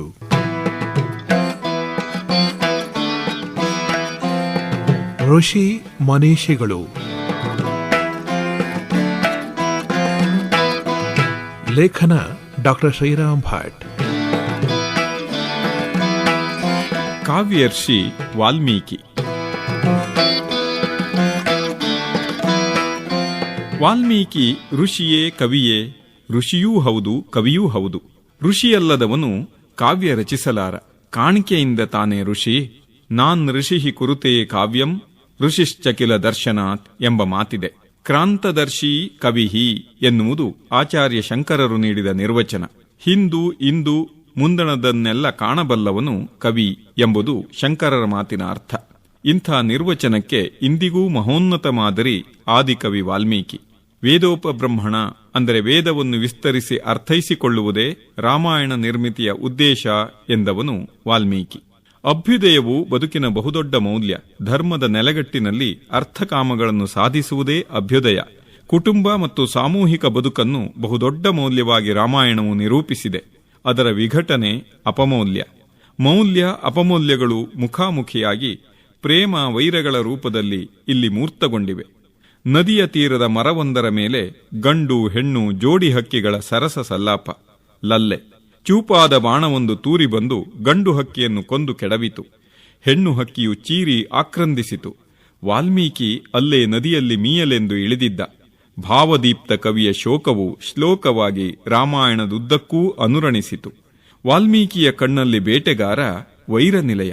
ವಾಲ್ಮೀಕಿಯು ಪ್ರಾಚೇತಸನಾಗಿದ್ದ ಕಾಲಕ್ಕೆ ವೈರನಿಲಯ ಬೇಟೆಗಾರನೇ. ಅಕಸ್ಮಾತ್ತಾಗಿ ಎದುರಾದ ನಾರದ ಮುನಿಯು ವಾಲ್ಮೀಕಿಗೆ ಪ್ರೇಮದ ಪಾಠವನ್ನು ಕಲಿಸಿದ. ಪರಮಾತ್ಮನಲ್ಲಿ ಪರಮ ಪ್ರೇಮವೇ ಭಕ್ತಿ ಎಂದು ನಿರ್ವಚಿಸಿದ ಮಹಾನುಭಾವ ನಾರದ. ಸಕಲವನ್ನೂ ಬದುಕಗೊಡುವ ಧಾರಣ ರೂಪದ ಪ್ರೇಮಮಯಿ ರಾಮನ ಕಥಾನಕವನ್ನು ನಾರದ ಮುನಿಯು ಸಂಗ್ರಹವಾಗಿ ತಿಳಿಸಿ ಹೋದ. ಪ್ರಾಚೇತಸನು ಹುತ್ತುಗಟ್ಟಿ ಕುಳಿತು ತಪಗೈದು ರಾಮತತ್ವವನ್ನು ಸಾಕ್ಷಾತ್ಕರಿಸಿಕೊಂಡ ರಾಮಾಯಣವನ್ನು ರಚಿಸಿದ. ರಾಮ ಅಯಣ ಅಂದರೆ ರಾಮ ನಡೆದ ದಾರಿ, ರಾಮಮಾರ್ಗ. ಇದು ಕೇವಲ ರಾಮನ ಕಥೆಯೋ ಚರಿತೆಯೋ ಅಲ್ಲ. ರಾಮ ಧರ್ಮದ ಮೂರ್ತರೂಪ. ರಾಮೋ ವಿಗ್ರಹವಾನ್ ಧರ್ಮ. ಧರ್ಮ ಎಂದರೆ ರಿಲಿಜನ್ ಅಲ್ಲ, ನೆನಪಿಡಿ. ಎಲ್ಲವನ್ನೂ ಎಲ್ಲರನ್ನೂ ಎತ್ತಿ ಹಿಡಿಯುವ ಬದುಕಗೊಡುವ ಧಾರಣಾರ್ಥಕ ಧರ್ಮ ಅದು. ಹೆಣ್ಣು ಲಾಗಾಯಿತಿನಿಂದಲೂ ನೋವಿಗೆ ಸಹನೆಗೆ ಪ್ರತೀಕ. ಮೊದಲ ಹೆಣ್ಣು ಕ್ರೌಂಚ, ಆಮೇಲೆ ಸ್ತ್ರೀರತ್ನ ಸೀತೆ. ಅವಳ ಅಮ್ಮ ಭೂಮಿ ಕ್ಷಮೆಯಾಧರಿತ್ರಿ, ತಾಳ್ಮೆಗೆ ಇನ್ನೊಂದು ಹೆಸರು. ನಡುವೆ ಹಲವರು ಹಾದು ಹೋಗುವರು. ರಾಮಾಯಣದಲ್ಲಿ ಬಗೆ ಬಗೆಯ ನೋವಿನ ಸಂಕಟದ ಮಾದರಿಗಳಿವೆ. ಸೀತೆ ಎದ್ದು ಕಾಣುತ್ತಾಳೆ. ರಾವಣನ ಅಪಹರಣದಲ್ಲಿ ಆಕೆ ಇದ್ದದ್ದು ಅಶೋಕವನದಲ್ಲಿ. ಅದೇನು? ರಾಮನ ನಿರಂತರ ಧ್ಯಾನದಲ್ಲಿ ಶೋಕಕ್ಕೆಲ್ಲಿ ತಾಣ? ಅದೇ ನಾರದ ಹೇಳಿದ ಪರಮ ಪ್ರೇಮ. ಶೋಕ ಮೇಲನ ಅಲೆ, ಒಳಗೆ ಚಲಿಸದೆ ನಿಂತ ನೀರು ಗಂಭೀರ ರಾಮಧ್ಯಾನ. ಪ್ರಜೆಗಳ ಸಂದೇಹ ಪಿಶಾಚಿಯನ್ನು ನಿವಾರಿಸಲೆಂದು ರಾಮ ಸೀತೆಯನ್ನು ಕಾಡಿಗಟ್ಟಿದ. ವಾಲ್ಮೀಕಿಯ ಆಶ್ರಮ ಪರಿಸರದಲ್ಲಿ ಬಿಟ್ಟು ಬಾ ಎಂದು ತಮ್ಮನ ಕಿವಿಯಲ್ಲಿ ಪಿಸುಗುಟ್ಟಿದ. ಸೀತೆಯನ್ನಗಲಿ ಸೀತೆಗಿಂತ ತಾನೇ ಹೆಚ್ಚು ಸಂತಪಿಸಿದ. ಇನ್ನೊಂದು ಮದುವೆ ಮಾಡಿಕೊಳ್ಳಲಿಲ್ಲ. ನೋಪಯೇಮೇ ಯದ್ ಅನ್ಯಾಂ. ಭಕ್ತನ ಮನಸ್ಸು ಭಗವಂತನ ಕಡೆ ತುಡಿಯುತ್ತಿದ್ದರೆ ಭಗವಂತನೂ ಭಕ್ತನತ್ತ ಮಿಡಿಯುತ್ತಾನಂತೆ. ರಾಮಾಯಣದ ಒಡಲನ್ನು ಬಗೆ ಬಗೆನು ನೋಡುವುದು ಕಷ್ಟ. ಅದೆಷ್ಟು ವಿಸ್ತಾರ! ಅದಕ್ಕೆ ತಾನೇ ಸಂಸ್ಕೃತದಲ್ಲೂ ಪ್ರಾಂತೀಯ ಭಾಷೆಗಳಲ್ಲೂ ಲೆಕ್ಕವಿಲ್ಲದಷ್ಟು ರಾಮಾಯಣಗಳು ರಚಿತವಾದವು, ಆಗುತ್ತಲೇ ಇವೆ. ನಮ್ಮ ಕುಮಾರವ್ಯಾಸ ಹೇಳುವಂತೆ 1000 ಹೆಡೆಯ ಫಣಿರಾಯ ತಿಣುಕಿದನಂತೆ. ತನ್ನ ಕಾವ್ಯ ಮುಂದಿನ ಕವಿಗಳಿಗೆ ಆಧಾರ. ಪರಂ ಕವೀನಾಂ ಆಧಾರಂ ಎಂದು ವಾಲ್ಮೀಕಿಯೇ ಹೇಳಿಕೊಂಡಿದ್ದಾನೆ. ಎಂಥ ಸೊಕ್ಕಿನ ಮಾತು! ಛೇ, ಶಾಂತಂ ಪಾಪಂ. ಇದು ಚಿರಸ್ಥಾಯಿ ಧರ್ಮ ವಿಗ್ರಹವನ್ನು ಕಡೆದು ನಿಲ್ಲಿಸಿದ ಆತ್ಮನಿರ್ಭರದ ಮಾತು. ಇಂದಿಗೂ ನಿಜವೇ ಆಗಿದೆಯಲ್ಲ. ಹುತ್ತಗಟ್ಟದೆ ಚಿತ್ತ ಮತ್ತೆ ಕೆತ್ತೀತೇನು ಪುರುಷೋತ್ತಮನ ಆ ಅಂಥ ರೂಪರೇಖೆ. ವಾಲ್ಮೀಕಿಗೆ ಏಕೆ ಏಕವಚನ ಬಳಸಿದಿರಿ ಎಂದು ಕೇಳಬೇಡಿ. ಅಂತರಂಗಕ್ಕೆ ಅತ್ಯಾಪ್ತನಾದ ಅವನಂಥ ಕಾವ್ಯರ್ಷಿ ಬೇರೆ ಉಂಟೆ? ಋಷಿ ಮನೀಷಿಗಳು. ಲೇಖನ ಡಾಕ್ಟರ್ ಶ್ರೀರಾಮ್ ಭಟ್. ಪ್ರಸ್ತುತಿ ದಿವಾಕರ್ ಹೆಗಡೆ. ಈ ಕಾರ್ಯಕ್ರಮ ಆಕಾಶವಾಣಿ ಮೈಸೂರು ಕೇಂದ್ರದಿಂದ ಮೂಡಿಬಂತು. ಆಕಾಶವಾಣಿ ಮೈಸೂರು.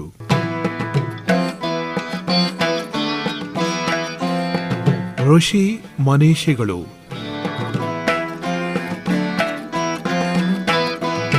ಲೇಖನ ಡಾಕ್ಟರ್ ಶ್ರೀರಾಮ್ ಭಟ್. ಜಮದಗ್ನಿ.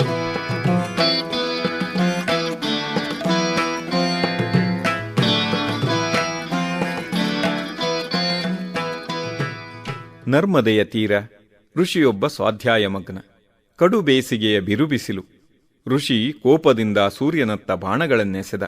ಸೂರ್ಯನು ಬ್ರಾಹ್ಮಣ ವೇಷದಲ್ಲಿ ಬಂದು ಹೇಳಿದ, ಬಿಸಿಲಲ್ಲಿ ಕಾಲು ತಲೆ ಸುಡುತ್ತಿದೆಯಲ್ಲ, ತಗೋ ಈ ಪಾದುಕೆ ಮತ್ತು ಕೊಡೆ. ಜ್ಞಾನವನ್ನರಸಿ ಹೋಗುವ ಸ್ನಾತಕ ಸುತ್ತಾಡಬೇಕಾಗುತ್ತದಲ್ಲ, ಆಗ ಇವು ಉಪಯೋಗಕ್ಕೆ ಬರುತ್ತವೆ. ತಲೆಬಾಗಿ ಸಂತಸದಿಂದ ಪಾದುಕೆ ಕೊಡೆಗಳನ್ನು ಸ್ವೀಕರಿಸಿದ ಆ ಋಷಿಯೇ ಜಮದಗ್ನಿ. ಪಾದುಕೆ ಬ್ರಾಹ್ಮದ ಪಾವಿತ್ರ್ಯಕ್ಕೂ ಕೊಡೆ ಕ್ಷಾತ್ರದ ವೈಭವಕ್ಕೂ ಸಂಕೇತವಾಗಿದ್ದ ಕಾಲ. ಜಮದಗ್ನಿ ಈ ಎರಡರ ಸಂಕರ. ಜಮದಗ್ನಿಯ ತಂದೆ ರುಚೀಕ, ಅಜ್ಜ ಭೃಗು. ರುಚೀಕನಿಗೆ ಗಾಧಿರಾಜನ ಮಗಳು ಸತ್ಯವತಿಯ ಮೇಲೆ ಮನಸ್ಸಾಯಿತು. ಒಂದೇ ಕಿವಿ ಕಪ್ಪಾಗಿರುವ 100 ಕುದುರೆಗಳ ತಿರ ಕೊಟ್ಟು ರುಚೀಕ ಸತ್ಯವತಿಯನ್ನು ಮದುವೆಯಾದ. ಸತ್ಯವತಿ ತನಗೂ ತನ್ನ ಅಮ್ಮನಿಗೂ ಮಗ ಬೇಕೆಂದು ಕೇಳಿದಳು. ರುಚೀಕ ಹವನ ಮಾಡಿ ಮಿಕ್ಕ ಚೆರುವನ್ನು 2 ಭಾಗ ಮಾಡಿ ಕೊಡುತ್ತಾ ಹೇಳಿದ, ಈ ಭಾಗ ಬ್ರಾಹ್ಮ ನೀನು ತಿನ್ನು, ಆ ಭಾಗ ಕ್ಷಾತ್ರ ನಿಮ್ಮಮ್ಮನಿಗೆ ಕೊಡು. ಸತ್ಯವತಿ ಅದಲು ಬದಲು ಮಾಡಿಬಿಟ್ಟಳು. ಪರಿಣಾಮ ಸತ್ಯವತಿಗೆ ಕ್ಷಾತ್ರ ಪ್ರವೃತ್ತಿಯ ಜಮದಗ್ನಿ, ಅವರಮ್ಮನಿಗೆ ಬ್ರಾಹ್ಮ ಪ್ರೇಮದ ವಿಶ್ವಾಮಿತ್ರ ಜನಿಸಿದರು. ಒಂದೇ ವಾರಿಗೆಯ ಸೋದರಮಾಮ ಸೋದರಳಿಯಂದಿರು. ಇಬ್ಬರೂ ಮಂತ್ರದೃಷ್ಟಾರರು, ಆಪ್ತರು ಎಂದು ವೇದವೂ ಹೇಳಿದೆ. ಜಮದಗ್ನಿಯು ಲೋಕಸಂಚಾರ ಮಾಡುತ್ತಿರುವಾಗ ಪ್ರಸೇನಜಿತ್ ಮಹಾರಾಜನ ಮಗಳು ರೇಣುಕೆಯನ್ನು ಮೋಹಿಸಿ ಮದುವೆಯಾದ. ನರ್ಮದೆಯ ತೀರದಲ್ಲಿ ಆಶ್ರಮ ನಿರ್ಮಿಸಿ ವಾಸಿಸಿದ. 5 ಮಕ್ಕಳಲ್ಲಿ ಪರಶುರಾಮ ಕೊನೆಯವನು. ಒಮ್ಮೆ ನದಿಗೆ ಹೋಗಿದ್ದ ರೇಣುಕೆ ತಡವಾಗಿ ಹಿಂದಿರುಗಿದಳೆಂಬ ಕ್ಷುಲ್ಲಕ ಕಾರಣಕ್ಕೆ ಸಿಟ್ಟಿಗೆದ್ದ ಜಮದಗ್ನಿಯು ಅವಳ ತಲೆ ಕಡಿಯುವಂತೆ ಆಜ್ಞಾಪಿಸಿದ. ತಂದೆಯ ಆಜ್ಞೆಯನ್ನು ಶಿರಸಾವಹಿಸಿ ಪರಶುರಾಮನು ತಾಯಿಯ ತಲೆ ಕಡಿದ. ಜಮದಗ್ನಿಗೇ ಎಂದಿಲ್ಲದ ವಿಸ್ಮಯ. ಏನು ವರಬೇಕು ಕೇಳು ಎಂದ. ನನ್ನ ಪ್ರೀತಿಯ ಅಮ್ಮನನ್ನು ಬದುಕಿಸಿಕೊಡು, ವಿನಾಕಾರಣ ಅಮರಿಕೊಳ್ಳುವ ಕಡು ಕೋಪವನ್ನು ತ್ಯಜಿಸಿಬಿಡು ಎಂದ ಮಗನ ಮನದಾಳದ ಮಾತನ್ನು ಸಾಯುವವರೆಗೂ ಅಪ್ಪ ಅಕ್ಷರಶಃ ಪಾಲಿಸಿದ. ಪರಶುರಾಮನು ಲೋಕಪಾಲಕ ಮಹಾವಿಷ್ಣುವಿನ 6ನೇ ಅವತಾರ ತಾನೆ. ಅಪ್ಪನಿಗೆ ವಿನಾಕಾರಣ ಕೇಡು ಬಗೆದು ಹಿಂಸಿಸಿದ ಕಾರ್ತವೀರ್ಯಾರ್ಜುನನನ್ನೂ ಅವನ ಬೆಂಬಲವಾಗಿ ನಿಂತ ಕ್ಷತ್ರಿಯರನ್ನು ಪರಶುರಾಮನು ಸವರಿದ. ಯಾಕೆ ಮಗು ವೈರ ತಳೆದೆ? ಕಾರ್ತವೀರ್ಯನನ್ನು ಕ್ಷಮಿಸಿ ಬಿಡಬಹುದಿತ್ತು. ಅವನು ಇನ್ನೇನು ಮಾಡಿಯಾನು? ಹೋಗಲಿ, ಹಿಂಸೆಯ ಪಾಪ ಕಳೆದುಕೊಳ್ಳುವುದಕ್ಕಾಗಿ ಮಹೇಂದ್ರಗಿರಿಗೆ ಹೋಗಿ ತಪಸ್ಸು ಮಾಡು, ಹೀಗೆಂದು ಜಮದಗ್ನಿ ಮಗನಿಗೆ ಹೇಳಿದ. ಇತ್ತ ಕಾರ್ತವೀರ್ಯನ ಮಗ ಶೂರಸೇನನು ವೈರದಿಂದ ಶಾಂತಮನದ ತಪೋಮಗ್ನ ಜಮದಗ್ನಿಯ ತಲೆ ಕಡಿದು ಕೊಂದ. ರೇಣುಕೆಯು ಸಹಗಮನ ಮಾಡಿದಳು. ಪ್ರಜ್ವಲಿತ ಅಗ್ನಿ ಎನ್ನುವುದು ಜಮದಗ್ನಿ ಪದದ ಅರ್ಥ. ಜಗತ್ತತ್ವವನ್ನು ತನ್ನ ದಿವ್ಯ ದೃಷ್ಟಿಯಿಂದ ವೀಕ್ಷಿಸಿ ಪ್ರಪಂಚಕ್ಕೆ ಜ್ಞಾನರೂಪಿ ಬೆಳಕು ನೀಡಿದನೆಂಬ ಆಧ್ಯಾತ್ಮಿಕ ದೃಷ್ಟಿಯ ಮಾತು ತೈತ್ತಿರೀಯ ಸಂಹಿತೆಯಲ್ಲಿದೆ. ಶತಪಥ ಬ್ರಾಹ್ಮಣವು ಹೇಳುವಂತೆ ವಿಶ್ವಾಮಿತ್ರ ಮತ್ತು ಜಮದಗ್ನಿ ಚಕ್ಷುಸ್ತತ್ವ ಪ್ರತಿಪಾದಕರು. ವಿಶ್ವಾಮಿತ್ರ ಬಲಗಣ್ಣು, ಜಮದಗ್ನಿ ಎಡಗಣ್ಣು. ಜಗವೆಲ್ಲ ದರ್ಶನ ಶಕ್ತಿಯನ್ನು ಚೇತನ ಶಕ್ತಿಯನ್ನು ಪಡೆಯಬಹುದಾದ ದಿವ್ಯ ಚಕ್ಷುಸ್ಸು ಜಮದಗ್ನಿ ಎಂದು ಹೇಳುವ ತೈತ್ತಿರೀಯ ಅರಣ್ಯಕವು ದಿವ್ಯ ಜ್ಞಾನಕ್ಕಾಗಿ ಜಮದಗ್ನಿಯನ್ನು ಪ್ರಾರ್ಥಿಸಿದೆ. ಓ ಜಮದಗ್ನಿಯೇ, ನಿನ್ನ ದಿವ್ಯಾನುಗ್ರಹದಿಂದ ನನ್ನ ಸಂತತಿಗೆಲ್ಲ ದರ್ಶನ ಶಕ್ತಿಯು ಲಭಿಸಲಿ. ಅಲ್ಲದೆ ಜಮದಗ್ನಿಯು ಅಕ್ಷರಾತ್ಮಕನಾದ ಪರಮಾತ್ಮ ಸ್ವರೂಪಿ ಎಂದೂ ಹೇಳಿದೆ. ಯದಕ್ಷರಂ ಭೂತಕೃತಂ ವಿಶ್ವೇ ದೇವ ಉಪಾಸತೆ.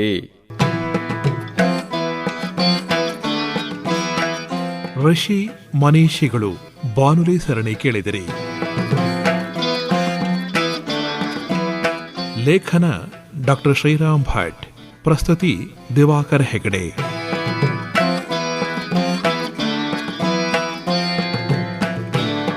ಈ ಕಾರ್ಯಕ್ರಮ ಆಕಾಶವಾಣಿ ಮೈಸೂರು ಕೇಂದ್ರದಿಂದ ಮೂಡಿಬಂತು. ಆಕಾಶವಾಣಿ ಮೈಸೂರು.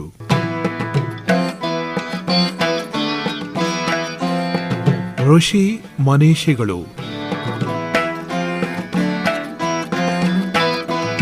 ಲೇಖನ ಡಾಕ್ಟರ್ ಶ್ರೀರಾಮ್ ಭಟ್. ಯಾಜ್ಞವಲ್ಕ್ಯ. ಅಧ್ಯಾತ್ಮ ಸಾಗರದ ಪ್ರಖರ ಸೂರ್ಯ ಯಾಜ್ಞವಲ್ಕ್ಯ. ಈತ ಬ್ರಹ್ಮರ್ಷಿ ದೇವರಾತನ ಮಗ. ಯಜುರ್ವೇದದ ರಕ್ಷಣೆಯ ಹೊಣೆ ಹೊತ್ತ ವೈಶಂಪಾಯನನ ಸೋದರಳಿಯ ಮತ್ತು ಶಿಷ್ಯ. ಸಹಾಧ್ಯಾಯಿಗಳನ್ನು ಅವಮಾನಿಸಿದ್ದರಿಂದಾಗಿ ಗುರುವಿನಿಂದ ತಿರಸ್ಕೃತನಾಗಿ ಕಲಿತ ವಿದ್ಯೆಯನ್ನು ವಮನ ಮಾಡಬೇಕಾಯಿತು. ಎದೆಗುಂದದೆ ಸೂರ್ಯನನ್ನು ಉಪಾಸಿಸಿದ. ಕುದುರೆಯ ರೂಪದಲ್ಲಿ ಬಂದ ಸೂರ್ಯನಿಂದ ವಿದ್ಯೆಯನ್ನು ಗ್ರಹಿಸಿದ. ಅದು ವಾಜಸನೇಯ ಶುಕ್ಲವೇದವೆಂದು ಪ್ರಸಿದ್ಧವಾಯಿತು. ಇಲ್ಲಿ 12 ಯಾಗಗಳಲ್ಲಿ ಪಠಿಸುವ 4,000 ಮಂತ್ರಗಳು. ಅವುಗಳ ವಿಶೇಷ ವಿಸ್ತರವು ಶತಪಥ ಬ್ರಾಹ್ಮಣ, ಈಶಾವಾಸ್ಯ ಮತ್ತು ಬೃಹದಾರಣ್ಯಕ 2 ಉಪನಿಷತ್ತುಗಳು, ಯಾಜ್ಞವಲ್ಕ್ಯ ಸ್ಮೃತಿ ಎಂಬ ಧರ್ಮಶಾಸ್ತ್ರ ಗ್ರಂಥ, ಪ್ರಸಿದ್ಧವಾದ ಪೂರ್ಣಮದಃ ಪೂರ್ಣಮಿದಂ ಬೃಹದಾರಣ್ಯಕ ಪಠಿಸಿದ ಶಾಂತಿ ಮಂತ್ರ. ಇಲ್ಲಿ 1000 ಗೋವುಗಳಿವೆ. ಅವುಗಳ ಕೊಂಬಿಗೆ ಚಿನ್ನದ ನಾಣ್ಯದ ಗಂಟನ್ನು ಕಟ್ಟಿದೆ. ಶ್ರೇಷ್ಠತಮ ಬ್ರಹ್ಮಜ್ಞಾನಿಯಾದವನು ಅವುಗಳನ್ನು ಒಯ್ಯಬಹುದು. ಹೀಗೆಂದು ಯಜ್ಞಸಭೆಯಲ್ಲಿ ಜನಕ ಮಹಾರಾಜನು ಘೋಷಿಸಿದ. ಯಾರಿಗೂ ಧೈರ್ಯ ಬರಲಿಲ್ಲ. ಯಾಜ್ಞವಲ್ಕ್ಯನು ಶಿಷ್ಯನನ್ನು ಕರೆದು ಹಸುಗಳನ್ನು ಒಯ್ಯುವಂತೆ ಹೇಳಿದ. ಆಗ ಅಲ್ಲಿದ್ದ ವಿದ್ವಾಂಸರೆಲ್ಲ, ನಮ್ಮ ಸಂದೇಹಗಳಿಗೆ ಸಮಾಧಾನಕರ ಉತ್ತರ ನೀಡದೆ ಹೇಗೆ ನೀನೇ ಶ್ರೇಷ್ಠತಮನೆಂದುಕೊಳ್ಳುವೆ ಎಂದು ಮುಗಿಬಿದ್ದರು. ಆತ್ಮವಿಷಯಕ ಮಹಾನ್ ಚರ್ಚೆ ಅಲ್ಲಿ ನಡೆಯಿತು. ಎಲ್ಲರೂ ತಲೆದೂಗಿದರು. ವಸೋರ್ಧಾರ ಮಂತ್ರವನ್ನು ಕರೆತಂದ ಯಾಜ್ಞವಲ್ಕ್ಯನನ್ನು ಗೋವುಗಳು ಹಿಂಬಾಲಿಸಿದವು. ಯಾಜ್ಞವಲ್ಕ್ಯನಿಗೆ ಕಾತ್ಯಾಯಿನಿ ಮತ್ತು ಮೈತ್ರೇಯಿ 2 ಹೆಂಡತಿಯರು. ಬದುಕಿನ ಕೊನೆಯ ಘಟ್ಟದಲ್ಲಿ ಆತ ಅಮರತ್ವ ಸಾಧನೆಗಾಗಿ ಪರಿವ್ರಜನಕ್ಕೆ, ಅಂದರೆ ಲೋಕಸಂಚಾರಕ್ಕೆ ಸಿದ್ಧನಾದ. ತನ್ನ ಸಂಪತ್ತನ್ನೆಲ್ಲ ಪತ್ನಿಯರಿಗೆ ಹಂಚಬಯಸಿದ. ಆದರೆ ಮೈತ್ರೇಯಿ ಹೇಳಿದಳು, ನಿನಗೆ ಬೇಡದ ಸಂಪದ ನನಗೇಕೆ? ಇಡೀ ಭೂಮಿಯನ್ನೇ ಸಂಪತ್ತಿನಿಂದ ತುಂಬಿದರೂ ಅಮರತ್ವ ಸಿಗದು, ಅದನ್ನು ಹಂಚಿಕೊಡು. ಯಾಜ್ಞವಲ್ಕ್ಯ ಹೇಳಿದ, ಆತ್ಮವಿದ್ಯೆಯಿಂದ ಮಾತ್ರವೇ ನಿತ್ಯಾನಂದದಾಯಿ ಅಮರತೆ. ವಿದ್ಯೆಯನ್ನು ವಿಭಾಗಿಸಲಾಗದು, ಕಲಿಸಬಹುದು. ಪ್ರಿಯೇ, ಆತ್ಮವನ್ನು ಕಾಣಬೇಕು. ಕಾಣಲಿಕ್ಕಾಗಿ ಕೇಳಬೇಕು. ಕೇಳಿದ್ದನ್ನು ಮನನ ಮಾಡಬೇಕು. ಅದರ ಅನುಸಂಧಾನ ನಡೆಸಬೇಕು. ಆತ್ಮವೆಂದರೆ ನೋಡು, ಎಲ್ಲವೂ ತನಗಾಗಿ ಪ್ರಿಯವಾಗುವುದು. ಯಾವುದಕ್ಕಾಗಿ ಅಂದರೆ ತಾನು ಎನ್ನುವ ವಸ್ತುವಿಗಾಗಿ ಎಲ್ಲ ಪ್ರಿಯವಾಗುವುದೋ ಆ ತಾನು ಆತ್ಮ. ಎಲ್ಲರೊಳಗೆ ಇರುವ ತಾನು ಎಂಬ ಅರಿವು ಆತ್ಮ. ಈ ಪ್ರೇಮವನ್ನು ಆ ಪರಮ ಪ್ರೇಮವಾಗಿ ಎತ್ತರಿಸಿ ಆತ್ಮಸ್ವರೂಪದ ಆಳ ವಿಸ್ತಾರಗಳನ್ನು ಅರ್ಧಾಂಗಿಗೆ ದಾಟಿಸಿಬಿಟ್ಟ. ಮೈತ್ರೇಯಿ ಉಪನಿಷತ್ ರಚಿಸಿ ಮೈತ್ರೇಯಿ ಬ್ರಹ್ಮವಾದಿನಿಯಾದಳು. ಯಾಜ್ಞವಲ್ಕ್ಯನು ಪಾರಮಾರ್ಥಿಕದಲ್ಲಿ ಮಾತ್ರವಲ್ಲ, ಲೌಕಿಕದಲ್ಲೂ ಹೆಣ್ಣನ್ನು ಆತ್ಮಸಮನಾಗಿ ಕಂಡವನು. ಪಿತ್ರಾರ್ಜಿತದಲ್ಲಿ ಸ್ತ್ರೀಯರಿಗೂ ಸಮಪಾಲು ದೊರೆಯಬೇಕಾದುದು ಧರ್ಮ ಎಂದು ಯಾಜ್ಞವಲ್ಕ್ಯ ಸ್ಮೃತಿಯಲ್ಲಿ ನಿರೂಪಿಸಿದವನು. ಸೃಷ್ಟಿ, ಸ್ಥಿತಿ, ಸಂಹಾರ ಸಮರ್ಥವಾದ ಚೈತನ್ಯವು ಜಗವನ್ನು ಆವರಿಸಿ ನೆಲೆಸಿದೆ. ಕರ್ಮ ಮಾಡುತ್ತಲೇ ಪೂರ್ಣಾಯುಷ್ಯದ ಬದುಕ ಬಯಸಬೇಕು. ತ್ಯಾಗದೊಂದಿಗೆ ಅನುಭೋಗವಿರಲಿ. ಪರಸೊತ್ತನ್ನು ಎಂದೂ ಬಯಸದಿರು. ಇಂತು ಬದುಕಿನ ಸಾರವನ್ನು ಕೆಲವೇ ಸಾರವತ್ತಾದ ಮಾತುಗಳಲ್ಲಿ ಸೆರೆಹಿಡಿದ ಈಶಾವಾಸ್ಯೋಪನಿಷತ್ತು ವ್ಯಷ್ಟಿಯ ಅತ್ಯಂತ ಸೂಕ್ಷ್ಮವೂ ಗೂಢವೂ ಆದ ಆತ್ಮಚೈತನ್ಯವನ್ನು, ಬ್ರಹ್ಮಾಂಡವ್ಯಾಪಿ ಬೃಹತ್ತು ಭೂಮವೂ ಆದ ಬ್ರಹ್ಮಚೈತನ್ಯವನ್ನು, ಅವುಗಳ ಪಾರಮಾರ್ಥಿಕ ಏಕತೆಯನ್ನು ಎಳೆ ಎಳೆಯಾಗಿ ಬಿಡಿಸಿ ಕಂಡರಿಸುವ ಬೃಹತ್ತಾದ ಬೃಹದಾರಣ್ಯಕೋಪನಿಷತ್ತು ಯಾಜ್ಞವಲ್ಕ್ಯ ಮಹಾಮುನಿಯ ಪರಿಣತ ಪ್ರಜ್ಞೆಯ ಫಲ. ನಿತ್ಯ ಯಜ್ಞದಿಂದ ಆತ್ಮಯಜ್ಞದವರೆಗಿನ ರಹಸ್ಯವನ್ನು ವಿವರಿಸಿದ್ದರಿಂದಾಗಿ ಯಾಜ್ಞವಲ್ಕ್ಯ ಎಂದು ನಿರ್ವಚನ ನೀಡಿದ ಆಚಾರ್ಯ ಶಂಕರರು ಆ 2 ಉಪನಿಷತ್ತುಗಳಿಗೆ ಉಜ್ವಲವಾದ ಭಾಷ್ಯ ಬರೆದಿದ್ದಾರೆ. ವಿದ್ವತ್ ಶಿರೋಮಣಿ ಭಗವಾನ್ ಯಾಜ್ಞವಲ್ಕ್ಯ ಎಂದು ವಿಜಯನಗರ ಸಂಸ್ಥಾಪನಾಚಾರ್ಯ ವಿದ್ಯಾರಣ್ಯ ಮಹಾಮುನಿ ಕೊಂಡಾಡಿದ್ದಾರೆ. ಋಷಿ ಮನೀಷಿಗಳು. ಲೇಖನ ಡಾಕ್ಟರ್ ಶ್ರೀರಾಮ್ ಭಟ್. ಪ್ರಸ್ತುತಿ ದಿವಾಕರ್ ಹೆಗಡೆ. ಈ ಕಾರ್ಯಕ್ರಮ ಆಕಾಶವಾಣಿ ಮೈಸೂರು ಕೇಂದ್ರದಿಂದ ಮೂಡಿಬಂತು. ಆಕಾಶವಾಣಿ ಮೈಸೂರು.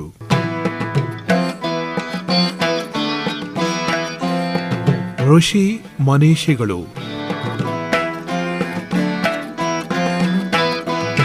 ಲೇಖನ ಡಾಕ್ಟರ್ ಶ್ರೀರಾಮ್ ಭಟ್.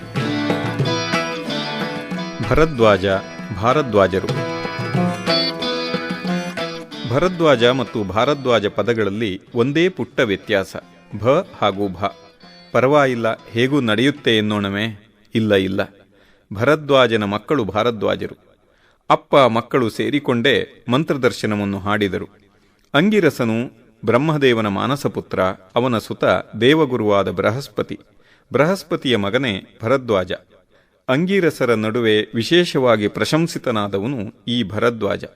ಧನ ಪಡೆಯಲಿಕ್ಕಾಗಿ ಮಾಡುವ ಯಜ್ಞದಲ್ಲಿ ಅಗ್ನಿಯನ್ನು ಉದ್ದೇಶಿಸಿ ಅತ್ಯತಿಶಯವಾದ ಸ್ತುತಿಗಳನ್ನು ಅರ್ಪಿಸಿದ್ದಾನೆ ಎಂದು ಋಗ್ವೇದ ಸಂಹಿತೆಯಲ್ಲಿ ಭರದ್ವಾಜನೇ ಹೇಳಿಕೊಂಡಿದ್ದಾನೆ.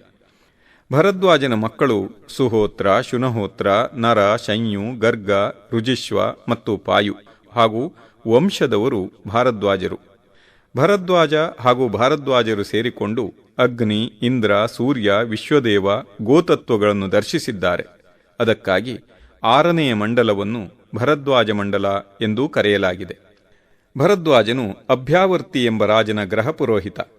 ಒಮ್ಮೆ ಅವನು ಸಂಜಯ ಪುತ್ರನಾದ ಪ್ರಸ್ತೋಕನೊಂದಿಗೆ ಭರದ್ವಾಜನಲ್ಲಿಗೆ ಬಂದು ಪ್ರಾರ್ಥಿಸಿದ. ವಾರಶಿಖ ಎಂಬ ಶತ್ರುಗಳಿಗೆ ನಾವು ಸೋತೆವು. ಜ್ಞಾನಿಗಳನ್ನು, ರಾಷ್ಟ್ರಸೌಖ್ಯವನ್ನೂ ಕಾಪಾಡಬಲ್ಲವರು ನಿಜ ಕ್ಷತ್ರಿಯರು. ದುಷ್ಕರ್ಮದಲ್ಲಿ ನಿರತರಾದ ಇತರ ಸ್ವಾರ್ಥಿಗಳು ಹೆಸರಿಗಷ್ಟೇ ಕ್ಷತ್ರಿಯರು. ಅವರನ್ನು ನಾಶ ಮಾಡಲು ನಮಗೆ ಸಹಾಯ ಮಾಡು. ಭರದ್ವಾಜನು ತನ್ನ ಮಗ ಪಾಯುವಿಗೆ ಈ ಜವಾಬ್ದಾರಿಯನ್ನು ವಹಿಸಿಕೊಟ್ಟನು. ಮಂತ್ರಬಲದಿಂದ ಶತ್ರುನಾಶವೂ ಉತ್ತಮ ಕ್ಷತ್ರಿಯರ ರಕ್ಷಣೆಯೂ ಆಗಬೇಕೆಂದು ಸೂಚಿಸಿದನು. ಕ್ಷಾತ್ರಶಕ್ತಿಗೆ ಆಧಾರವೂ ಮೂಲವೂ ಆದ ಬೃಹತ್ಸಾಮ ಮಂತ್ರವು ಭರದ್ವಾಜನಿಂದಲೇ ಆದುದು. ತುಮುಷ್ಟು ಹಿ ಮಂತ್ರವೂ ಪರಮಾತ್ಮನ ಕ್ಷತ್ರಮುಖವನ್ನು ಸ್ತುತಿಸುವುದು. ಭರದ್ವಾಜನನ್ನು ಧನುರ್ವೇದದ ಆಚಾರ್ಯ ಎನ್ನಲಾಗಿದೆ. ಆತ್ಮರಕ್ಷಣೆಗಾಗಿ, ಶತ್ರುಗಳಿಂದ ರಾಷ್ಟ್ರವನ್ನು ರಕ್ಷಿಸಿಕೊಳ್ಳಲಿಕ್ಕಾಗಿ ಹಿಂಸೆ ಪಾಪವಲ್ಲ, ಅದು ಅಪರಿಹಾರ್ಯ. ಭರದ್ವಾಜನು ಮಂತ್ರಾಸ್ತ್ರವನ್ನೂ ಕಂಡುಕೊಂಡವನು. ಭರದ್ವಾಜನ ಈ ಋಕ್ ಸೂಕ್ತಗಳಲ್ಲಿ ಆ ಸೂಚನೆ ಇದೆ. ದೇವತೆಗಳನ್ನು ಸ್ತುತಿಸುವ ಮಂತ್ರವೇ ನಮಗೆ ಶತ್ರುಗಳ ಶರವನ್ನು ನಿವಾರಿಸುವ ಲೋಹಕವಚ. ಮಂತ್ರ ಸಹಾಯದಿಂದ ಹರಿತವಾಗಿಸಿದ ಶತ್ರು ಹಿಂಸಕವಾದ ಬಾಣವೇ ನಾವು ಪ್ರಯೋಗಿಸಿದೊಡನೆಯೇ ದೂರ ಸಾಗಿ ಶತ್ರುಗಳನ್ನು ಸದಬಡಿದು ಉರುಳಿಸು. ಓ ರಾಜನೇ, ನಿನ್ನ ಮರ್ಮಸ್ಥಾನಗಳಿಗೆ ಲೋಹಕವಚವನ್ನು ಹೊದಿಸುವೆನು. ಆಗ ಸೋಮದೇವನು ಅಲ್ಲಿ ಅಮೃತ ತುಂಬಲಿ, ವರುಣನು ಸ್ವಾಸ್ಥ್ಯ ನೀಡಲಿ, ಗೆಲ್ಲುವ ನಿನ್ನನ್ನು ಸಕಲ ದೇವತೆಗಳೂ ಅಭಿನಂದಿಸಲಿ. ಅಶ್ವಿನಿ ದೇವತೆಗಳು ಈ ಋಷಿಗೆ ಅನ್ನ ನೀಡಿ ರಕ್ಷಿಸಿದರಂತೆ. ಆತ ಧನಕಾಮನೆಯನ್ನೂ ಪ್ರಕಟಪಡಿಸಿದಾಗ ಅವನನ್ನೂ ತಮ್ಮ ರಥದಲ್ಲೇ ಕರೆದೊಯ್ದು ಧನವನ್ನು ತಂದುಕೊಟ್ಟರಂತೆ. ವಾಜ ಎಂದರೆ ಅನ್ನ, ಶಕ್ತಿ, ಪ್ರಜಾಸಂಪತ್ತು. ಇವುಗಳನ್ನು ಹೊಂದಿದವನು ಭರದ್. ಹೀಗೆ ಭರದ್ವಾಜನಾದ ಎನ್ನಲಾಗಿದೆ. ಅನ್ನ ಮತ್ತು ಪುಷ್ಟಿಯನ್ನು ಭರಿಸಿದ್ದರಿಂದಲೇ ಆತ ಮನಸ್ತತ್ವ ಪ್ರತಿನಿಧಿ ಎಂದಿದೆ ಶತಪಥ ಬ್ರಾಹ್ಮಣ.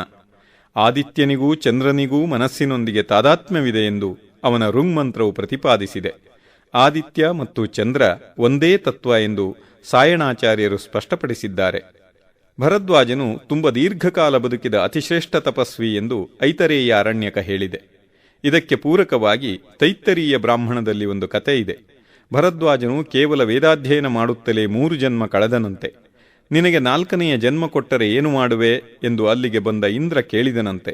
ಬ್ರಹ್ಮಚರ್ಯವನ್ನೇ, ಅಂದರೆ ವೇದಾಧ್ಯಯನವನ್ನೇ ನಡೆಸುವೆ ಎಂದ ಭರದ್ವಾಜ. ಇಂದ್ರನು ಅವನಿಗೆ 3 ಪರ್ವತಗಳನ್ನು ತೋರಿಸಿ ಅಲ್ಲಿಂದ 3 ಹಿಡಿ ಮಣ್ಣು ತರಲು ಹೇಳಿದನಂತೆ. ಇವು ವೇದ ಪರ್ವತ. ನೀನು ಈವರೆಗೆ ಓದಿದ್ದು 3 ಹಿಡಿಯಷ್ಟು ಮಾತ್ರ. ಅನಂತಾವೈ ವೇದಾಹ. ಈವರೆಗೆ ಓದಿದ್ದಷ್ಟನ್ನೇ ಭರದ್ವಾಜ ಅಕ್ಷರಶಃ ಸಾರ್ಥಕಪಡಿಸಿಕೊಂಡ. ರಾಮಾಯಣ, ಮಹಾಭಾರತ, ಪುರಾಣಗಳಲ್ಲೂ ಭರದ್ವಾಜ ಮತ್ತು ಭಾರದ್ವಾಜರ ಕಥೆಗಳು ಸಾಕಷ್ಟಿವೆ. ಋಷಿ ಮನೀಷಿಗಳು. ಲೇಖನ ಡಾಕ್ಟರ್ ಶ್ರೀರಾಮ್ ಭಟ್. ಪ್ರಸ್ತುತಿ ದಿವಾಕರ್ ಹೆಗಡೆ. ಈ ಕಾರ್ಯಕ್ರಮ ಆಕಾಶವಾಣಿ ಮೈಸೂರು ಕೇಂದ್ರದಿಂದ ಮೂಡಿಬಂತು. ಆಕಾಶವಾಣಿ ಮೈಸೂರು.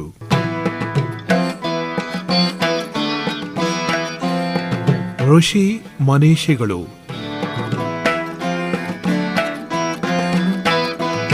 ಲೇಖನ ಡಾಕ್ಟರ್ ಶ್ರೀರಾಮ್ ಭಟ್. ಅಗಸ್ತ್ಯ ಮಹರ್ಷಿ.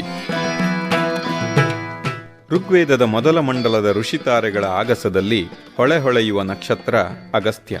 ಮೂರ್ತಿ ಚಿಕ್ಕದೆ, ಕೀರ್ತಿ ಮಾತ್ರ ನಕ್ಷತ್ರದಷ್ಟೇ ಉನ್ನತ. ಕುಳ್ಳ ಎಂಬ ಅರ್ಥದಲ್ಲಿ ಮಾನ ಅಥವಾ ಮಾನ್ಯ ಎಂದೇ ವೇದವು ಆತನನ್ನು ಕರೆದಿದೆ. ಕುಂಭದಲ್ಲಿ ಹುಟ್ಟಿದ್ದು ಅದಕ್ಕೆ ಕಾರಣ. ಕುಂಭಯೋನಿ, ಕಲಶಜ ಎಂದೂ ಆತ ಪ್ರಸಿದ್ಧ. ಮಿತ್ರಾವರುಣರು ಊರ್ವಶಿಗೆ ಮರುಳಾದಾಗ ಅವರ ಸ್ಖಲಿತವನ್ನು ಕುಂಭದಲ್ಲಿ ವಿಸರ್ಜಿಸಿದ್ದರಿಂದ ಭ್ರೂಣ ಅಲ್ಲೇ ಬೆಳೆದು ಅಗಸ್ತ್ಯ ಆವಿರ್ಭವಿಸಿದ. ಇದರಿಂದಾಗಿ ಸಂಯಮ ಮತ್ತು ಕಾಮನೆ ಬೆರೆತ ವ್ಯಕ್ತಿತ್ವ ಅವನದಾಯಿತು. ಲೋಪಾಮುದ್ರೆ ವಿದರ್ಭ ರಾಜಕುಮಾರಿ, ಬಲು ಸುಂದರಿ. ಅಗಸ್ತ್ಯ ಅವಳನ್ನು ಬಯಸಿದ. ವಿದರ್ಭರಾಜನು ರಾಣಿಯ ಅಭಿಪ್ರಾಯ ಕೇಳಬಯಸಿದ. ಅಷ್ಟರಲ್ಲಿ ಲೋಪಾಮುದ್ರೆಯೇ ಅಲ್ಲಿಗೆ ಬಂದು ಅಗಸ್ತ್ಯನನ್ನೇ ಮದುವೆಯಾಗುವೆನೆಂದಳು. ಅಪ್ಪ ಅಮ್ಮ ಒಪ್ಪಲೇಬೇಕಾಯಿತು. ಪ್ರೇಮ ವಿವಾಹವೇನೂ ಆಯಿತು. ಆದರೆ ಆಶ್ರಮಕ್ಕೆ ಹೋದವನೇ ಅಗಸ್ತ್ಯ ತಪಸ್ಸಿಗೆ ಕುಳಿತುಬಿಟ್ಟ. ಪತಿಯನ್ನು ಪತಿಕರಿಸಬೇಕೆಂದು ತಾನೂ ಸಂಯಮಿಯಾದಳು. ಸುದೀರ್ಘ ಕಾಲ ಕಳೆಯಿತು. ಲೋಪಾಮುದ್ರೆ ತಾನೇ ಮುಂದಾಗಿ ಅನುನಯದಿಂದ ಪತಿರಾಯನಿಗೆ ಹೇಳಿದಳು. ಕಾಮವು ಜೀವದ ಸಹಜ ಪ್ರವೃತ್ತಿ. ಅದನ್ನು ವಿರೋಧಿಸುವುದು ಪ್ರಕೃತಿ ವಿರೋಧ. ಆಧ್ಯಾತ್ಮಿಕ ಧ್ಯೇಯದ ಸಿದ್ಧಿಗೆ ತಡೆಯಾಗದಂತೆ ಕಾಮಸಂತೃಪ್ತಿಯನ್ನು ಪಡೆಯಬೇಡವೇ?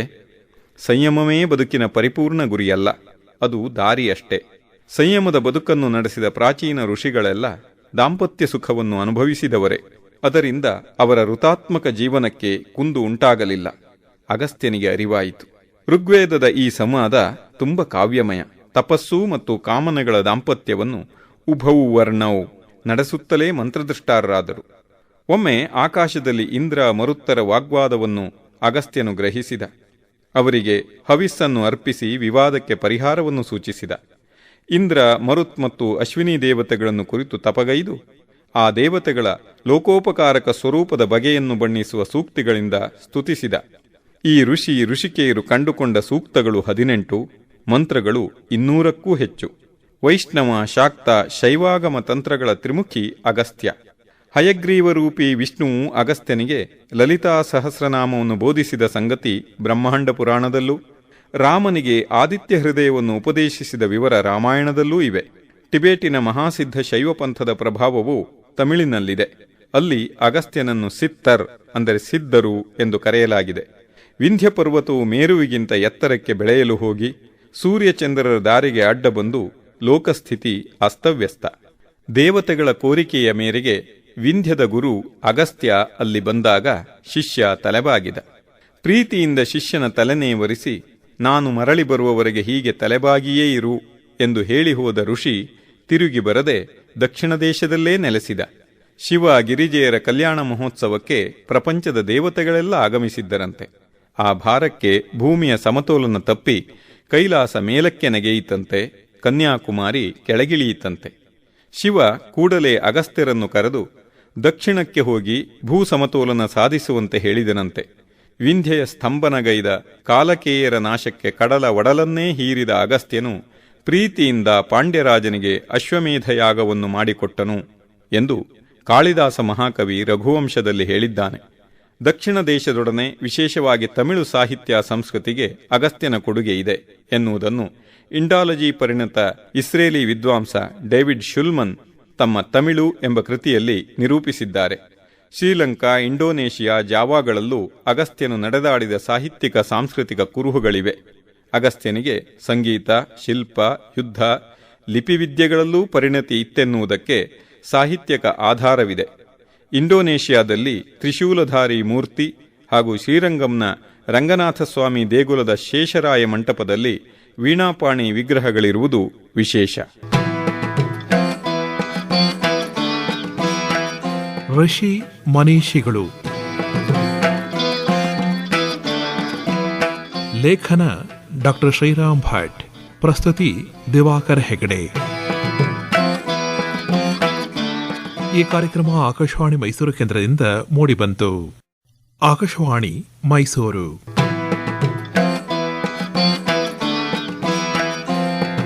ಋಷಿ ಮನೀಷಿಗಳು. ಲೇಖನ ಡಾಕ್ಟರ್ ಶ್ರೀರಾಮ್ ಭಟ್. ಬ್ರಹ್ಮವಾದಿನಿ ಗಾರ್ಗಿ. ಗಾರ್ಗಿ ಸುಪ್ರಸಿದ್ಧ ಋಷಿಕೆ, ಬ್ರಹ್ಮವಾದಿನಿ. ಅವಳ ಇನ್ನೊಂದು ಹೆಸರು ವಾಚಕ್ನವಿ. ಇವೆರಡೂ ಹೆಸರೋ ವಿಶೇಷಣಗಳೋ ತಿಳಿಯುವುದಿಲ್ಲ. ವಿಶೇಷಣಗಳೇ ಹೆಸರಾಗಿ ಉಳಿದಿರಬಹುದು. ವಚಕ್ನುವಿನ ಮಗಳು ವಾಚಕ್ನವಿ ಗರ್ಗವಂಶಕ್ಕೆ ಸೇರಿದ್ದರಿಂದ ಗಾರ್ಗಿ. ಇದಕ್ಕೂ ಹೆಚ್ಚಿನ ಹಿಂದು ಮುಂದು ಇನ್ನೇನು, ಸಿಕ್ಕುವುದೇ ಇಷ್ಟು. ಗಾರ್ಗಿಯ ವಿಷಯದಲ್ಲಿ ಮಾತ್ರವಲ್ಲ, ವಾಗಾರಂಭಿಣಿ, ಲೋಪಾಮುದ್ರ, ವಿಶ್ವವರ, ಸಿಕತ, ಘೋಷ, ಮೈತ್ರೇಯಿ ಮುಂತಾದವರು ಬ್ರಹ್ಮವಾದಿನಿಯರೆಂದಷ್ಟೇ ಗೊತ್ತು. ನಮ್ಮೊಳಗಿನ ಆತ್ಮ ಹೆಣ್ಣೂ ಅಲ್ಲ ಗಂಡೂ ಅಲ್ಲ ಎನ್ನುತ್ತದೆ ಉಪನಿಷತ್ತು. ಜಿಜ್ಞಾಸೆ, ಸಾಮರ್ಥ್ಯ, ಶೋಧ, ನಿರಂತರ ಪ್ರಯತ್ನಗಳ ಮೂಲಕ ವ್ಯಕ್ತಿಗತ ಅಸ್ಮಿತೆ, ಅಸ್ತಿತ್ವ ಸಾಧ್ಯ. ಹೆಣ್ಣು ಗಂಡೆಂಬುದೇ ಮಾನದಂಡವಲ್ಲ. ತುಸು ಸೆಟೆದು ತುಸು ಬಾಗಿ ಬ್ರಹ್ಮವಿದ್ಯೆಯನ್ನು ಪಡೆದ ಹೆಣ್ಣೊಬ್ಬಳ ಕಥನವನ್ನು ಬೃಹದಾರಣ್ಯಕೋಪನಿಷತ್ತು ತನ್ನೊಡಲಲ್ಲಿ ಜತನವಾಗಿ ಕಾಪಿಟ್ಟುಕೊಂಡಿದೆ. ವಿದೇಹದ ದೊರೆ ಆತ್ಮಜಿಜ್ಞಾಸು ಜನಕನು ಒಮ್ಮೆ ಬಹುದಕ್ಷಿಣೆಯಾಗವನ್ನು ಮಾಡಿದ. ಅದಕ್ಕೆ ಕುರುಪಾಂಚಾಲ ದೇಶಗಳ ಮಹಾವಿದ್ವಾಂಸರೆಲ್ಲ ಆಗಮಿಸಿದ್ದರು. ತುಂಬಿದ ಸಭೆಯಲ್ಲಿ ಜನಕನು ಘೋಷಿಸಿದ, ಇಲ್ಲಿ 1000 ಹಸುಗಳಿವೆ. ಪ್ರತಿಯೊಂದು ಹಸುವಿನ ಕೊಂಬಿಗೂ 10 ಚಿನ್ನದ ನಾಣ್ಯಗಳನ್ನು ಕಟ್ಟಿದೆ. ಯಾರು ಶ್ರೇಷ್ಠತಮ ಬ್ರಹ್ಮಜ್ಞಾನಿಯೋ ಆತ ಈ ಎಲ್ಲ ಹಸುಗಳನ್ನು ತೆಗೆದುಕೊಳ್ಳಲಿ. ಯಾರಿಗೂ ಧೈರ್ಯ ಬರಲಿಲ್ಲ. ಆಗ ಯಾಜ್ಞವಲ್ಕ್ಯನು ತನ್ನ ಶಿಷ್ಯ ಸಾಮಶ್ರವನನ್ನು ಕರೆದು ಹಸುಗಳನ್ನು ಆಶ್ರಮಕ್ಕೆ ಒಯ್ಯುವಂತೆ ಹೇಳಿದ. ಇತರ ವಿದ್ವಾಂಸರೆಲ್ಲ ಒಟ್ಟಿಗೇ ಮುಗಿಬಿದ್ದರು. ನಿನ್ನನ್ನು ನೀನೇ ಬ್ರಹ್ಮಿಷ್ಠನೆಂದು ಬಗೆದೆಯಾ? ಮೊದಲು ನಮ್ಮ ಪ್ರಶ್ನೆಗಳಿಗೆ ಉತ್ತರಿಸು, ಸಂದೇಹಗಳನ್ನು ಪರಿಹರಿಸು. ಯಾಜ್ಞವಲ್ಕ್ಯನು ಸಮಾಧಾನದಿಂದಲೇ ಸಮ್ಮತಿಸಿದ. ಒಬ್ಬೊಬ್ಬರಾಗಿ ಪ್ರಶ್ನಿಸಿದರು. ಸಾವು, ಪ್ರಾಣ, ಇಂದ್ರಿಯ, ಭುವನಕೋಶಗಳೆಲ್ಲದರ ಸ್ವರೂಪ, ಬ್ರಹ್ಮದ ಸರ್ವಾಂತರ್ಯಾಮಿತೆ, ಹಸಿವು, ಬಾಯಾರಿಕೆ, ಶೋಕ, ಮೋಹ, ಆಸೆಗಳನ್ನು ದಾಟುವ ಬಗೆ ಮುಂತಾಗಿ ತಮ್ಮೆಲ್ಲ ಸಂದೇಹಗಳನ್ನು ದೂರ ಮಾಡಿಕೊಂಡರು. ಮುಂದಿನ ಸರದಿ ತೀರದ ಜಿಜ್ಞಾಸೆಯ ಪರಿವ್ರಾಜಿಕೆ ಗಾರ್ಗಿಯದು. ಓ ಯಾಜ್ಞವಲ್ಕ್ಯ, ವಾಯುವನ್ನು ವ್ಯಾಪಿಸಿದ ಕಾರಣವಸ್ತು ಯಾವುದು? ಯಾಜ್ಞವಲ್ಕ್ಯ ಹೇಳಿದ, ಅಂತರಿಕ್ಷ. ಗಾರ್ಗಿ ಕೇಳಿದಳು, ಅದಕ್ಕೆ ಕಾರಣ? ಗಂಧರ್ವಲೋಕ. ಅದಕ್ಕೆ ಆದಿತ್ಯಲೋಕ. ಹೀಗೆ ಪ್ರಶ್ನಿಸುತ್ತಾ ಚಂದ್ರ, ನಕ್ಷತ್ರ, ದೇವ, ಇಂದ್ರ, ವಿರಾಡ್, ಬ್ರಹ್ಮಲೋಕಗಳ ಕಾರ್ಯಕಾರಣ ಸರಪಣಿಯನ್ನು ತಿಳಿದುಕೊಂಡಳು. ಬ್ರಹ್ಮಲೋಕಕ್ಕೂ ಕಾರಣವಸ್ತು ಯಾವುದೆಂದು ಕೇಳಿದಳು. ಅದನ್ನು ಪ್ರಶ್ನಿಸಬೇಡ, ತಲೆಬಿದ್ದೀತು. ಅದು ಅಷ್ಟು ಸೂಕ್ಷ್ಮ. ಬ್ರಹ್ಮವೆಂಬುದು ಸಮ್ಮಿಶ್ರ ರೂಪದ ಕಾರ್ಯವಲ್ಲ, ಅದು ಮೂಲ ಕಾರಣ. ಗಾರ್ಗಿ ಸದ್ಯಕ್ಕೆ ಸುಮ್ಮನಾದಳು. ಉದ್ದಾಲಕನು ಸಕಲಕ್ಕೂ ಅಂತರ್ಯಾಮಿಯಾದ ಸೂತ್ರಾತ್ಮದ ಬಗ್ಗೆ ವಿಸ್ತಾರವಾಗಿ ಕೇಳಿ ತಿಳಿದುಕೊಂಡ ಬಳಿಕ ಒಳಗಿನ ಒತ್ತಡವನ್ನು ತಡೆಯಲಾಗದೆ ಗಾರ್ಗಿ 2 ಪ್ರಶ್ನೆಗಳನ್ನು ಕೇಳಲು ಅನುಮತಿಸಿ ಎಂದು ವಿದ್ವತ್ಸಭೆಯನ್ನು ಯಾಚಿಸಿದಳು. ಸಭೆ ಒಕ್ಕೊರಲಿನಿಂದ ಸಮ್ಮತಿಸಿತು. ಯಾಜ್ಞವಲ್ಕ್ಯ ಒಪ್ಪಲೇಬೇಕಾಯಿತು. ನಿನ್ನನ್ನು ಗೆಲ್ಲುವವರಿಲ್ಲ. ಆದರೂ ಯೋಧ ವಿದೇಹರಾಜನು 2 ಬಾಣಗಳನ್ನು ಹಿಡಿದು ನಿಲ್ಲುವಂತೆ ನಿನ್ನ ಮುಂದೆ 2 ಪ್ರಶ್ನೆಗಳನ್ನು ಎತ್ತಿ ನಿಂತಿದ್ದೇನೆ. ಈ ನೆಲ ಮುಗಿಲುಗಳ ನಡುವೆಯೂ ಮೇಲೂ ಕೆಳಗೂ ಒಳಗೂ ಹಾಸುಹೊಕ್ಕಾಗಿ ತ್ರಿಕಾಲಗಳಲ್ಲೂ ನಿಂತಿರುವ ವಸ್ತು ಯಾವುದು? ಯಾಜ್ಞವಲ್ಕ್ಯ ಹೇಳಿದ, ಅದೇ ಆಕಾಶ. ಗಾರ್ಗಿ ಕೇಳಿದಳು, ಮಹಾಪ್ರಾಜ್ಞ, ನಿನಗೆ ತಲೆಬಾಗುವೆ. ಇನ್ನೊಂದೇ ಸಂದೇಹ. ಆ ಆಕಾಶದಲ್ಲಿ ಹಾಸುಹೊಕ್ಕಾಗಿ ನಿಂತ ವಸ್ತುವೊಂದು ಇದೆಯೇ? ಇದ್ದರೆ ಯಾವುದದು? ಈಗ ಯಾಜ್ಞವಲ್ಕ್ಯನು ಪರಮಸತ್ಯವನ್ನು ಸೂಚಿಸಲೇಬೇಕಾಯಿತು. ಅದು ದೊಡ್ಡದು, ಚಿಕ್ಕದು, ಹ್ರಸ್ವ, ದೀರ್ಘ ಮುಂತಾಗಿ ಲೋಕದ ದ್ವಂದ್ವ ಪರಿಮಾಣ, ಗುಣ, ಕ್ರಿಯೆ ಏನೆಲ್ಲವನ್ನೂ ಮೀರಿದ, ಹೊಂದಿರದ ನಿರ್ಗುಣ ನಿರಾಕಾರ ಪರಮಚೈತನ್ಯ. ಸರ್ವಕ್ಕೂ ಆದಿಕಾರಣ, ಅವಿನಾಶಿ. ಅದನ್ನು ಅಕ್ಷರ ಪರಬ್ರಹ್ಮ, ಭೂಮ, ಅಖಂಡ ನಿತ್ಯಾನಂದವೆಂದು ಕರೆಯುತ್ತೇವೆ. ಅದನ್ನು ಅರಿಯದಿರೆ ಕೃಪಣ, ಅರಿತರೆ ಜಾಣ. ಜಗದ ಚಾಲಕ ಶಕ್ತಿಯ ಸ್ವರೂಪವು ಗಾರ್ಗಿಗೆ ಮನವರಿಕೆಯಾಗಿ ನುಡಿದಳು, ಓ ವಿದ್ವಾಂಸರೇ, ಇವನನ್ನು ಮೀರುವವರಿಲ್ಲ. ನಮಸ್ಕಾರವನ್ನಲ್ಲದೆ ನಾವು ಇವನಿಗೆ ಇನ್ನೇನು ನೀಡಬಲ್ಲೆವು? ಋಷಿ ಮನೀಷಿಗಳು. ಲೇಖನ ಡಾಕ್ಟರ್ ಶ್ರೀರಾಮ್ ಭಟ್. ಪ್ರಸ್ತುತಿ ದಿವಾಕರ್ ಹೆಗಡೆ. ಈ ಕಾರ್ಯಕ್ರಮ ಆಕಾಶವಾಣಿ ಮೈಸೂರು ಕೇಂದ್ರದಿಂದ ಮೂಡಿಬಂತು.